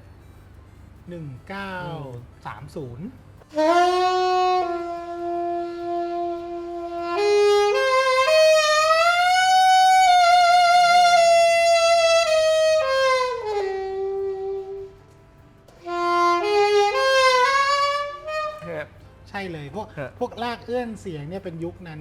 ใช่ครับ พวกเพลงบัลลาดพวก อืม ที่เขานิยมเล่นกัน โอ้สำ ใช่ เนียง มันจะ สำเนียง มัน ใช่เลย มันจะไม่ใช่เสียงแบบบีบ๊อบ ใช่ฮะ ฮะ มันจะคนละโทนกันเลยอืม นะครับ ซึ่งนี่แหละแซกโซโฟนยุคนี้นะฮะ ครับ ยุคสวิงเนี่ย ครับ ก็สิ่งที่เขาทำก็คือเขาก็ต้องขยายไซส์ อืมครับ ขยายไซส์ของเบล ครับ นะฮะถูกก็ขยายขึ้นมาเหมือนกัน ครับ เพราะว่ามันจะได้เล่นได้ดังขึ้น เพื่อให้เสียงมันวิ่งท่อใหญ่แล้วก็ออกไปสว่างมากขึ้น แล้วก็ ใช่ ไป ครับ ไกลขึ้น แต่กลไกเนี่ยก็เป็นสแตนดาร์ดแล้วคอนก็ใช้กลไกอย่างเงี้ยมาจนถึงปี อืม สัก 60-70 เลย ตอนนั้นที่ตัวนี้ที่อาจารย์บอกว่า Max k y w o r d ครับ เป็นคนออกแบบ ใช่ อืมอาจารย์พอทราบไหมครับว่าทำไม Max k y w o r d เขาถึงไปเจอคอน หรือทำไมคอนไปควานหาตัวคนเนี้ย แล้วเอามาช่วยเป็นทีมงาน ตอนแรกบริษัทที่เขาทำเนี่ยนะครับ ครับ บริษัทชื่อ c o l e r เนี่ย ครับ เขาส่งคนไปเทรนที่คอน อ๋อ นะฮะแต่ไม่ใช่ตระกูลคายเวิร์ดนะ ครับ เพราะว่าพวกนั้นเขายังเด็กอยู่ อืม นะฮะ ครับ เขาส่งไปเทรนเนี่ยประมาณปี 1910 กว่า ครับ ๆนะครับโคเลอร์เนี่ยแล้วก็ตอนที่เขาเริ่มสร้างแซกโซโฟนเนี่ยก็ประมาณนั้น ครับ นะครับเสร็จแล้วพี่น้อง3พี่น้องคายเวิร์ดเนี่ยเขาเริ่มไปฝึกงานในบริษัทที่โคเลอร์เนี่ยประมาณปี 1920 อ๋อโอเค นะ 3 พี่น้องเพิ่งไปฝึก ยังเด็กกันอยู่เลย ยังเด็กๆ ตอนนั้น อยู่เลย ครับ อ๋อ ใช่ แล้วก็เขาใช้เวลา 5 ปีที่เขาทำพวกอย่างเงี้ยจนเขาแยกตัวออกมาเอง แยกตัวออกมาทำบริษัทเอง อืม นะครับก็คือจูเลียส จูเลียสกับริชาร์ดเนี่ย ครับ ออกมาทำด้วยกัน ครับ แต่แม็กซ์ยังอยู่ อ๋อแม็กซ์ยังอยู่ที่โคเลิร์สอยู่ ใช่ อ๋อ และแม็กซ์ก็สร้างเขาก็สร้างให้โคเลิร์สเนี่ยในขณะเดียวกันเนี่ยเขาก็สร้างให้อีกบริษัทหนึ่งด้วยบริษัทชื่อแอดเลอร์อยู่อีกเมืองหนึ่ง ครับ นะครับ อ๋อ ซึ่งก็ถามว่ามันออริจินัลทั้งหมดหรือเปล่ามันก็นั่นแหละนะมันก็มี DNA มาจากคอนนะ มาจากคอนจากคอนตัวนู้น นะครับแล้วก็ลักษณะดนตรีที่เขาเล่นเขาก็เล่นสวิง ครับอืม นะครับเล่น swing เล่นไลท์มิวสิกอะ อ่า ในสมัยนั้น ก็ นะครับ เป็น แต่ว่าไอ้พวกดรอนโทนโฮอะไรพวกอย่างเงี้ยเนี่ยคือเขาคิดระบบขึ้นมา สร้างขึ้นมาใหม่ ใช่อ๋อ เขาคิดซิสเต็มขึ้นมาว่าจะทำยังไงอะไรอย่างเงี้ยนะครับ อ๋อ คือพัฒนาระบบการเขาเรียกว่าอะไรสายการผลิต ครับ อืม อ๋อเป็นระบบที่ผลิตได้จำนวนมากขึ้นด้วย ครับ อ๋อโอเค ใช่นะครับซึ่งเครื่องนี้ก็ถือว่าเป็นมาตรฐาน เป็นมาตรฐานมาอีกยาวไกลเลยครับจนกระทั่ง หลายปี อันนี้มันออกมาปี 1930 ใช่ไหม 1930ใช่ครับ แล้วก็จนกระทั่งปี 1935 เซลเมอร์ออก บาลานซ์แอคชั่น โอเคเรา นะครับ เจอแล้ว ซึ่งนั่นคือจุดเริ่มต้นของอาปฏิวัติวงการ แสดงว่าตอนที่ Max เขาช่วยพัฒนาตัวโคลเลอร์เนี่ยฝั่งเซลเมอร์ก็พัฒนาเหมือนกัน จนกระทั่ง เซลเมอร์เนี่ยนะครับเขาเริ่มต้นสายมาก อ๋อ เซลเมอร์เนี่ยเริ่มต้นสร้างแซกโซโฟนจริงๆเนี่ยปี 1922 โอ้1922โอเค ครับในขณะที่คนอื่นเขาพัฒนามาก่อนหน้านี้ ครับ นานพอสมควร อืม นะครับเพราะว่าเซลเมอร์เนี่ยถือได้ว่าช้ามาก มาทีหลัง ช้ามาก เลย ในวงการครับ ครับ แล้วก็สิ่งที่เขาทำก็คือเขาซื้อโรงงานของ Adobe Sax ปี 1926 1926 ซื้อโรงงาน Adobe Sax ใช่ครับ แล้วก็เอาแซกโซโฟนของ Adobe Sax เนี่ยมาทำเป็นรุ่นนักเรียน ร้ายนะ ร้าย ตายแล้ว ร้าย เอาชื่อของ Adobe Sax มาทำเป็นเรื่องนักเรียนโอเค แต่เอากลไกอะไรของเขาเนี่ยมาใช้ผนวกกับเครื่องของตัวเอง อ๋อโอเค ครับ โอเค อืมแต่ว่าปี 1935 เนี่ย Balance Action ออกมาเนี่ย ครับ นี่คือแบบประวัติการเลย เพราะว่าเขาเปลี่ยนระบบ แต่จริงๆเขาเปลี่ยนระบบเดียวเท่านั้นเองนะ ครับคืออะไรฮะ คือตัวนี้ อ๋อ คือฝั่งนิ้วก้อย ใช่ครับ มือซ้าย คือไอ้เนี่ยนะ มันจะเล่นดียังไงก็ตามนะครับ ไอ้คีย์ลักษณะอย่างเงี้ยนะครับ ครับ มันจะเล่นดียังไงก็ตาม มันก็ไม่เออร์โกนอมิก มันก็ไม่สบายนิ้ว ใช่ครับ นะแล้วก็คือพอเขาออกรุ่น Balance Action ออกมา อันนี้พอดีผมไม่มีเครื่องนะ ครับ นะครับ ไม่เป็นไรฮะ ก็เลยใช้ตัวอย่างขอใช้ตัวอย่างแทนเป็นที่เครื่องนี้แทนก็คือ Mark 6 Mark 6 ที่เรารู้จักกันดี รู้จักกัน นะครับ ดี ก็คือ ใช่ กลไกเปลี่ยนมาเป็นอย่างนี้ ครับ นะกดคนละข้างกัน อืม กดปุ่มคนละข้างไปคนละข้างกัน อืม นะครับ โอเค แต่ว่า Balance Action เนี่ยจะไม่มีอันนี้ ครับ จะไม่มีกระเดื่อง ครับ ไอที่กระดกได้ ครับ ของ B flat นะครับ ครับ มันก็จะตรงๆเลย อ๋อโอเค นะครับ แต่ว่าไอคีย์วิธีการกดวิธีอะไรเงี้ยเป็นอย่างนี้เหมือนกัน ซึ่งจะตรงกันข้ามกันกับ กับตัวนี้ เครื่องนี้ใช่ อ๋อแสดงว่าทางฝั่งเซลเมอร์เขาก็เห็นตัวนี้มานานแล้วแหละ เขาก็เลยแต่เขาก็เชื่อว่าของเขาอ่ะกดง่ายกว่า ใช่ครับ เพราะว่าก่อนหน้าที่เขาจะออก Balance Action มาเขาก็ใช้อย่างนี้ อืม อืม อืม นะครับ แต่พอเขาออกอันนี้มาทำให้คีย์อันเนี้ย ครับ ที่เชื่อมต่อกับ B กับ B flat เนี่ย ครับ ใช่ไหมครับ คือตอนเนี้ยมันต้องมีสองกระดก ครับ เพราะว่ากดอันนี้ออกไปแล้วก็อันนี้มันก็จะต้องกระดกให้อันนี้มันปิดเข้ามาอีกที ครับ ใช่ไหมครับคราวนี้ไม่ต้องละพอมีอันนี้ พอมีอันนี้มา เป็นชิ้นเดียวกันเลย อ๋อ นะไม่ต้องมีนั่นละเนี่ย เป็นเสาเดียว ใช่ครับเป็น ก็เลย เนี่ย โยก อืม โอเค เป็นเสา B ใช่ไหมฮะเสา B flat เนี่ย ครับ ก็เป็นอันเดียวกันเลย อ๋อโอเค นะครับแล้วก็balance section ออกมานอกนั้นเหมือนกันหมด นอกนั้น ครับ ไม่ได้เปลี่ยนอะไรเลย นะครับ อ๋อ แล้วก็สิ่งที่เขาทำเพิ่มเติมมาในรุ่นsuper action ครับ นะครับหรือที่เขาเดี๋ยวนี้เขาเรียกกัน super balance action ครับ แต่จริงๆ ตอนที่มันออกมามันชื่อ super action เฉย ชื่อ Super ๆ Action นะแต่เขากลัวว่ามันจะสับสนกับ super action 80 อ๋อเขาก็เลยใส่ ฮะ ใส่ เขาก็เลยตั้งชื่อมันใหม่ว่า super balance action SBA ที่เรารู้จักกันนี่เอง นะครับ SBA ต่างจาก BA ยังไง ครับ ต่างกันจุดเดียวเลยก็คือ จุดเดียว ไอ้สแต็กข้างล่างเนี่ยนะครับถ้าเราดูเครื่องอื่น อ๋อ เราจะเห็นว่ามันตรงกันหมดนะ ครับ ตั้งแต่ของ Adolph Sax มาเนี่ยนะครับ ครับ รูเขาตรงเป็นระนาบเดียวกันทุกเครื่อง ครับ ทุกเครื่องเลย ทุกเครื่อง นะครับ อืม ทำให้พอเวลาเล่นเนี่ยนิ้วเราก็จะไปติดข้างบน อ๋อโอ นะ เค แต่พอเซลเมอร์ออกแบบ balance section ออกsuper balance section ครับ ออกมาเขาให้เลื่อนคืออันนี้ตรงระนาบหนึ่งเสร็จแล้วลงมาถึงตรงนี้ใช่ไหมมันจะเบี้ยวมา ปรับองศา ใช่ ปรับองศามานิดนึง ก็จะปรับองศาออกมานิดนึง เพราะว่าสรีระเหมือนกับว่ามือขวาจะบิดออกมานิดนึงอ่า ใช่ครับ โอเค ทำให้เล่นสบายขึ้น ใช่ใช่ แล้วก็ ได้สบายขึ้น อะไรแล้วเราก็จะรู้สึกสะดวกขึ้น ครับ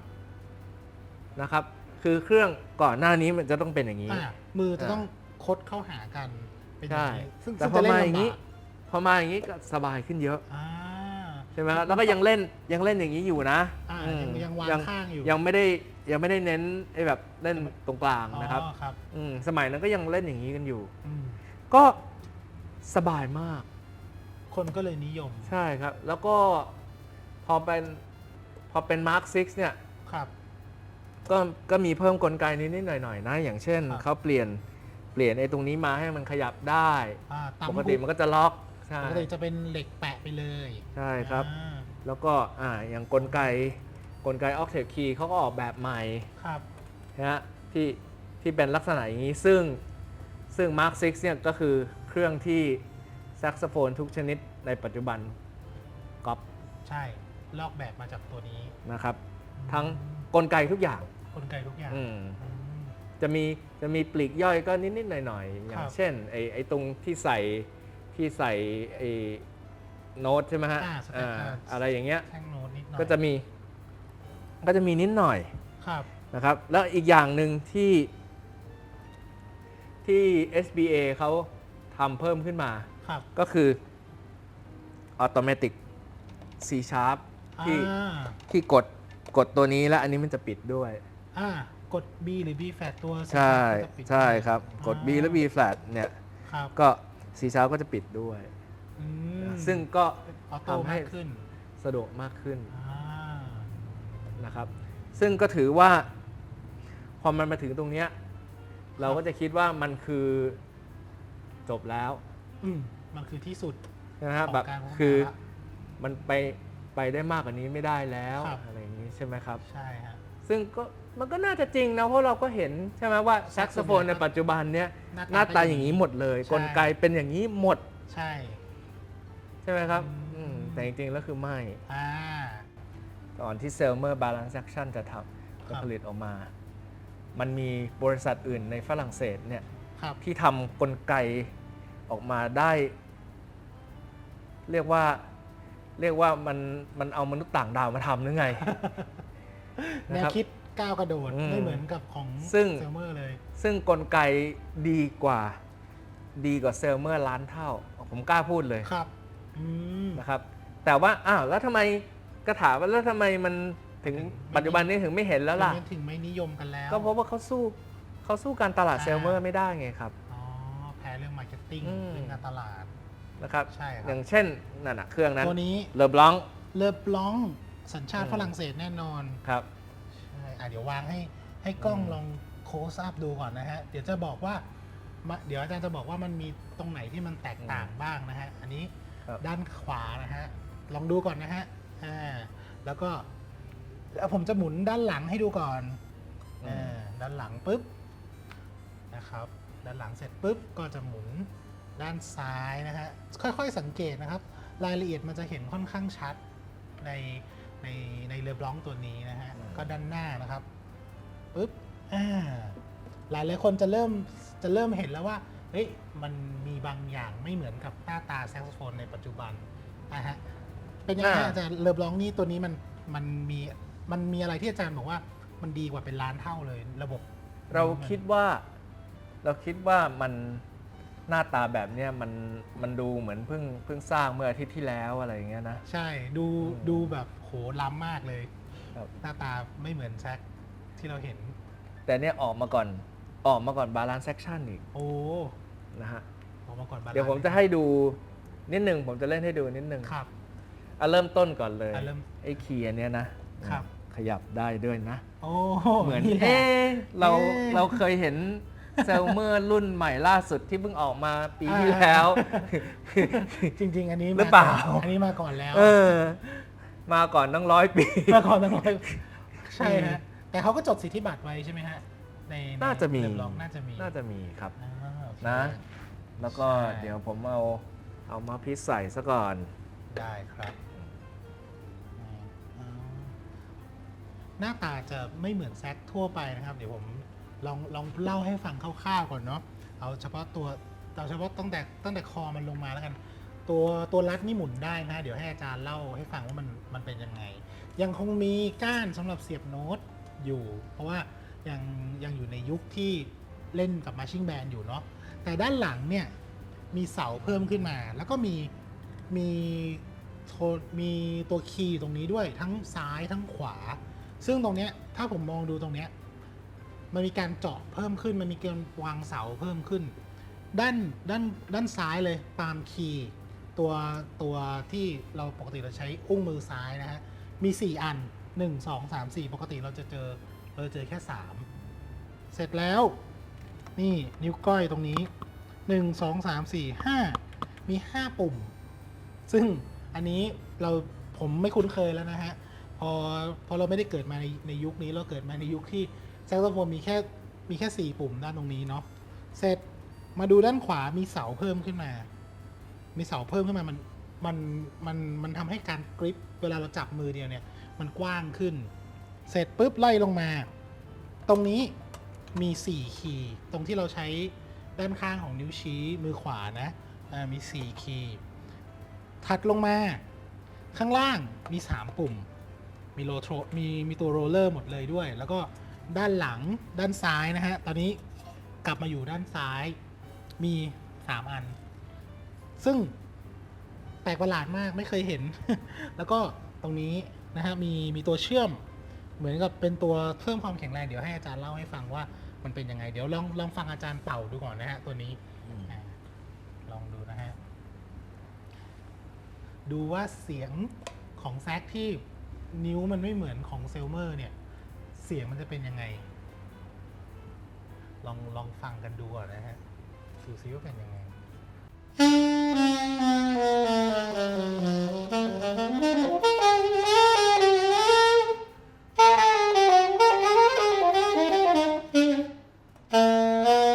อ่ะลองมาดูนิ้วดูนะ ลองมาดูนะ หลายๆคนคงเห็นแล้วล่ะครับว่ามันมีโทนโฮเยอะ ใช่ฮะมี นะ โทนเยอะ ถ้าเทียบกับถ้าเทียบกับ Mark 6 ครับ นะฮะ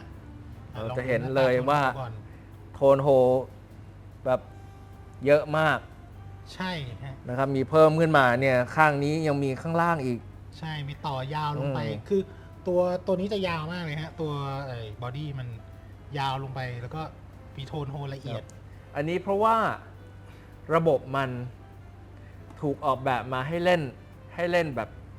ปกติได้ ครับ ในขณะเดียวกันมันมีโน้ตมันมีวิธีการจับแบบอื่นๆอีก108ไม่ได้มีแค่ระบบนี้ระบบเดียว แต่มี ใช่ fingering อีกอย่างหนึ่งด้วยนะ อย่างเช่นตัว มีหลาย G แบบ sharp ครับ ตัว G sharp ปกติเราเล่นอันนี้ใช่ไหมครับ ใช่ครับ อันนี้เราสามารถที่จะกดนิ้วใดนิ้วหนึ่งก็ได้ตรงนี้ อืม แล้วก็ข้างบนเป็นตัว A ข้างบนเป็นตัว A แล้วมันจะลดลงมา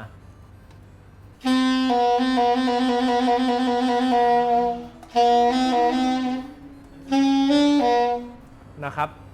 ซึ่งถามว่ามันได้อะไร ครับ นะครับ มันช่วยยังไงฮะ มันช่วยได้ในหลากหลายสารพัดเลย อ่า นะครับ ไม่ว่าจะเป็นอย่างเราเล่น arpeggio อย่างเงี้ย ครับ ใช่ไหมถ้าเราเล่น arpeggio F minor ครับ F minor เราก็ต้องปกติเราก็เล่น ใช่ ใช่ไหม ครับ ฮะ อันนี้เราแค่ยก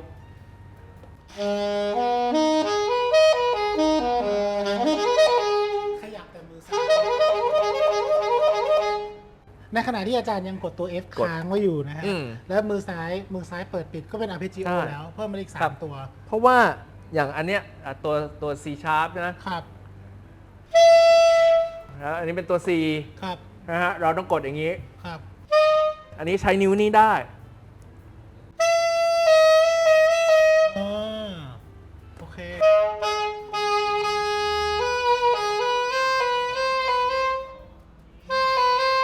เห็นไหมครับ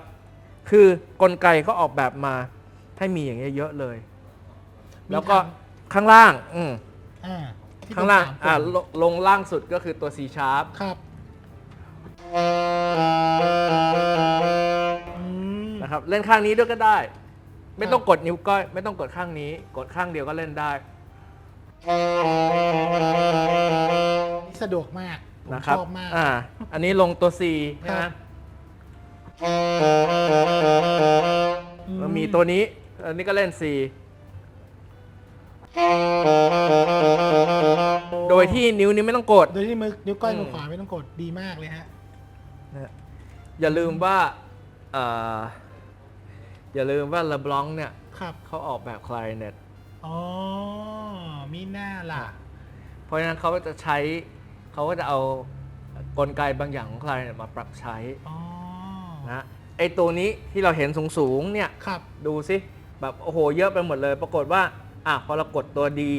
ครับ นะกดตัว D ตัว E flat ครับ พอกดถ้ากดตัว E flat อย่างเดียวตัว D ลงด้วย อ๋อ ตัว D เปิดด้วย อ๋อ นะครับก็ตัว E อยู่ทางนี้ ครับ พอกดตัว F F อยู่อันนี้ ครับ F เนี่ยพอกดปั๊บทุกอย่างเปิดมาเลย อ๋อ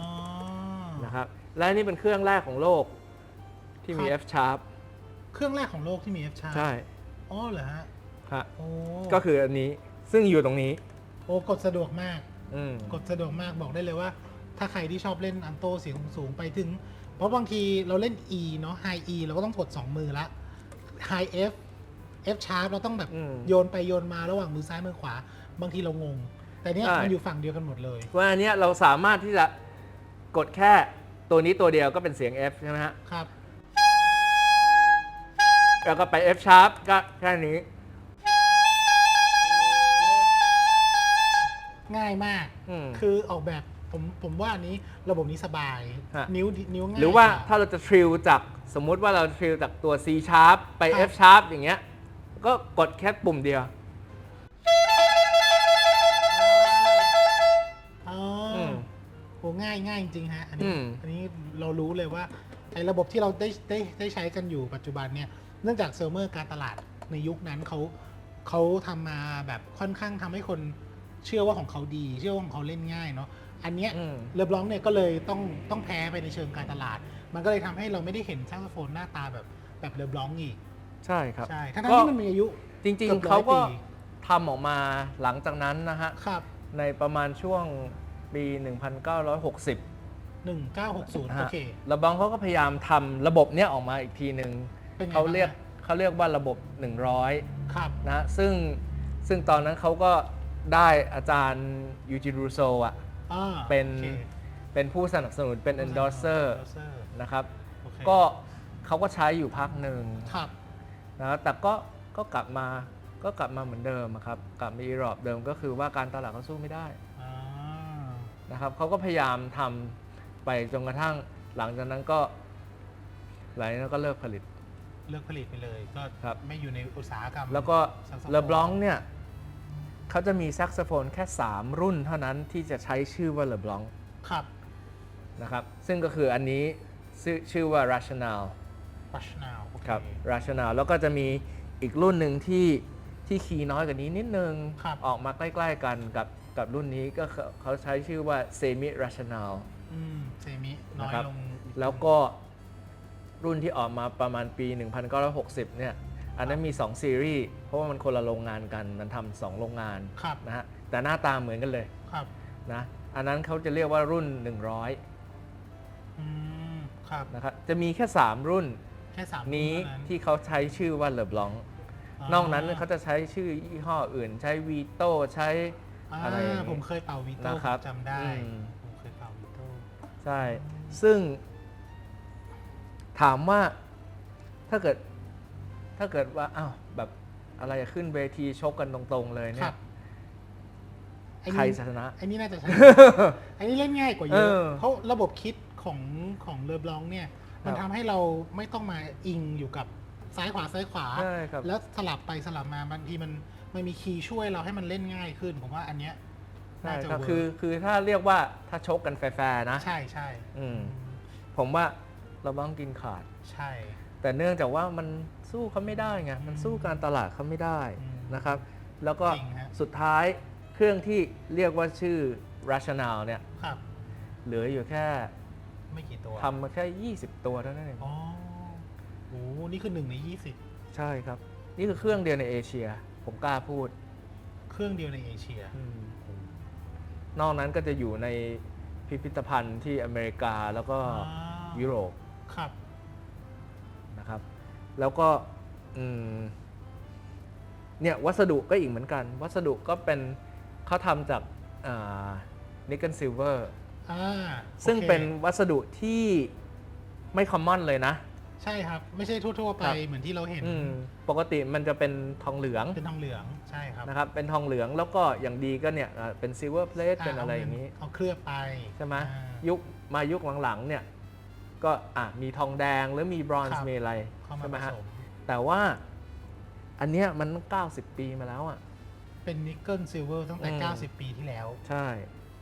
แล้วไม่ใช่เพลทนะฮะ ไม่ใช่นิกเกิลซิลเวอร์เพลทมัน ปั้น คือ ปั้นขึ้นมาทั้ง ใช่ อันเลย มันคือ solid nickel silver อ่าแข็งแรงมากแล้วก็เสียงค่อนข้างพุ่งชัดเจ ใช่ น สุดๆ ตามวัสดุของมัน ใช่ครับ อ๋อคือมีการใช้นิกเกิลซิลเวอร์ตั้งแต่ 90 ปีที่แล้ว ใช่ โอ้สเปคนี่ ซึ่ง สูกว่า ซึ่งโดยส่วนตัวเนี่ยนะครับ ครับ ผมก็ไม่ใช่คนนักเล่นแร่แปรธาตุอะไร ครับ สักเท่าไหร่นะครับไอ้เรื่องเกี่ยวกับอย่างเงี้ยผมเฉย ครับ ๆนะครับ แต่ผมก็ต้องยอมรับว่านิกเกิลซิลเวอร์เครื่องเนี้ยมันมีความต่างจริง ใช่ฮะ ๆนะครับ แล้วรวมถึงที่แบบเวลาไปเล่นไอ้นิกเกิลซิลเวอร์ของ k y w o r t h อย่างเงี้ย ครับ ซึ่งก็คือรุ่น Shadow ของเขา ครับ ใช่ไหม เป็นนิกเกิลซิลเวอร์ อย่างเงี้ยเราจะรู้เลยว่ามันต่างกัน อืม นะฮะ โอ้นี่คือ 90 ปีที่แล้วนะฮะ เป็น ซึ่งมันอาจจะอยู่ในหัวเราเองก็ได้นะ ครับ แต่ว่าคือเราคือคนเล่นน่ะ ใช่ฮะ ใช่ไหมครับ เรารู้สึกยังไงอันเนี้ยสำคัญที่สุด ใช่เพราะมันต้อง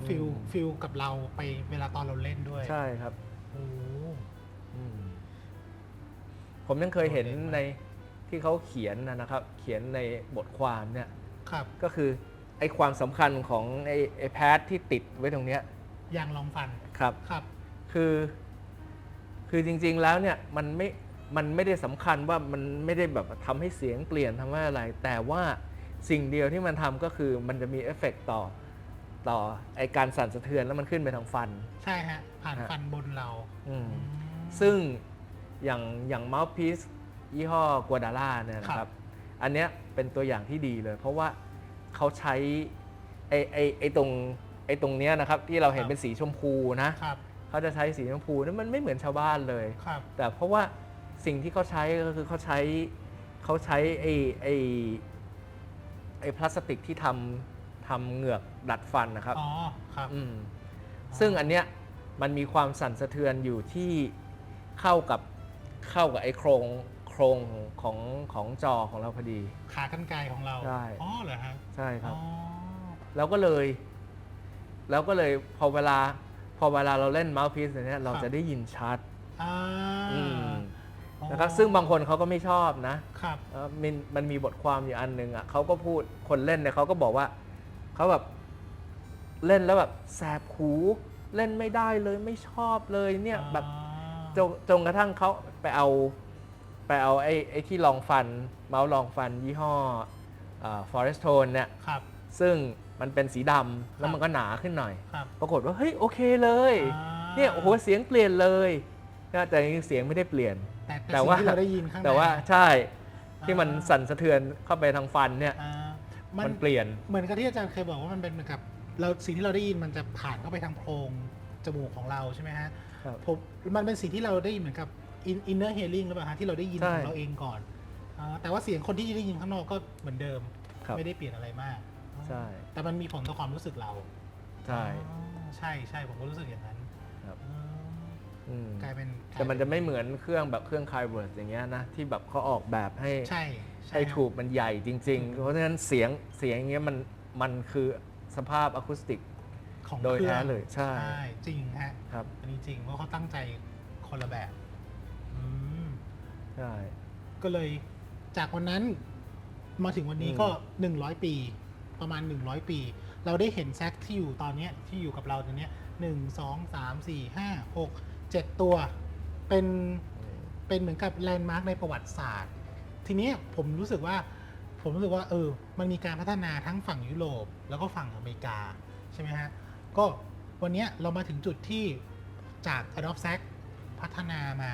จนมันกลายเป็นเซลเมอร์จนมันกลายเป็นเลิฟร้องเรารู้ว่ามันจะมี hidden ที่อยู่ใน history ที่เราไม่เห็นอีกเยอะมาก เพราะว่าใน 100 ปีเนี่ยมันเกิดหลาย ๆ อย่างขึ้นเกี่ยวกับการพัฒนาของมันออกมา ผมก็รู้สึกว่าวันนี้มันเหมือนเราได้มาเจอกับประวัติศาสตร์ เครื่องบ่งชี้ทางประวัติศาสตร์ว่ากว่ามันจะพัฒนามาเป็นแซกโซโฟนที่เรารู้จักกันเนี่ยมันมีเรื่องราวน่าสนใจมาก อันนี้เฉพาะแซกโซโฟนเท่านั้น แต่จริง ๆ แล้วเรายังมีอีกหลายอิเลเมนต์ที่เราสามารถหยิบมาพูดคุยหยิบมานั่งย้อนอดีตด้วยกันผมรู้สึกว่าวันนี้อาจารย์พาเราไปไกลมาก แล้วผมรู้สึกว่าหลาย ๆ คนน่าจะรู้สึกเช่นเดียวกัน ก็อย่าลืมนะครับ ถ้าเสียดายจังเวลาที่วันนี้เรามาถึงช่วงสุดท้ายแล้ว ถ้าชอบถ้าใช่ฝากกดติดตามฝากกด subscribe นะครับในช่องทางการติดต่อของแซกโซโฟนสยามในทุกช่องทาง แล้วก็ผมเชื่อว่าอาจารย์ยังมีคอนเทนต์ดี ๆ อีกเยอะมากที่เกี่ยวกับดนตรีเกี่ยวกับประวัติศาสตร์เกี่ยวกับแซกโซโฟนแล้วก็อาจารย์ยินดีมาเล่าให้เราฟังในอนาคตอีกหลาย ๆ EP นะครับแต่ว่าสำหรับวันนี้เนี่ยเราก็คงมาถึงช่วงสุดท้ายแล้วก็คงต้องกล่าวลากันนะครับในวันนี้ก็ขอบคุณอาจารย์ปาทรมาก ๆ ที่มาเล่าให้เราฟังแล้วก็เรายังอยากจะติดตาม แล้วก็ครั้งต่อไปเดี๋ยวเราจะมีเซอร์ไพรส์มากขึ้นเรื่อย ๆ ในคอนเทนต์ต่าง ๆ นะครับก็สำหรับวันนี้ก็ขอบคุณอาจารย์ปาทรมาก ๆ นะครับแล้วเดี๋ยวเราพบกันใหม่ในครั้งหน้าขอบคุณอาจารย์ครับ ขอบคุณครับ ขอบคุณครับ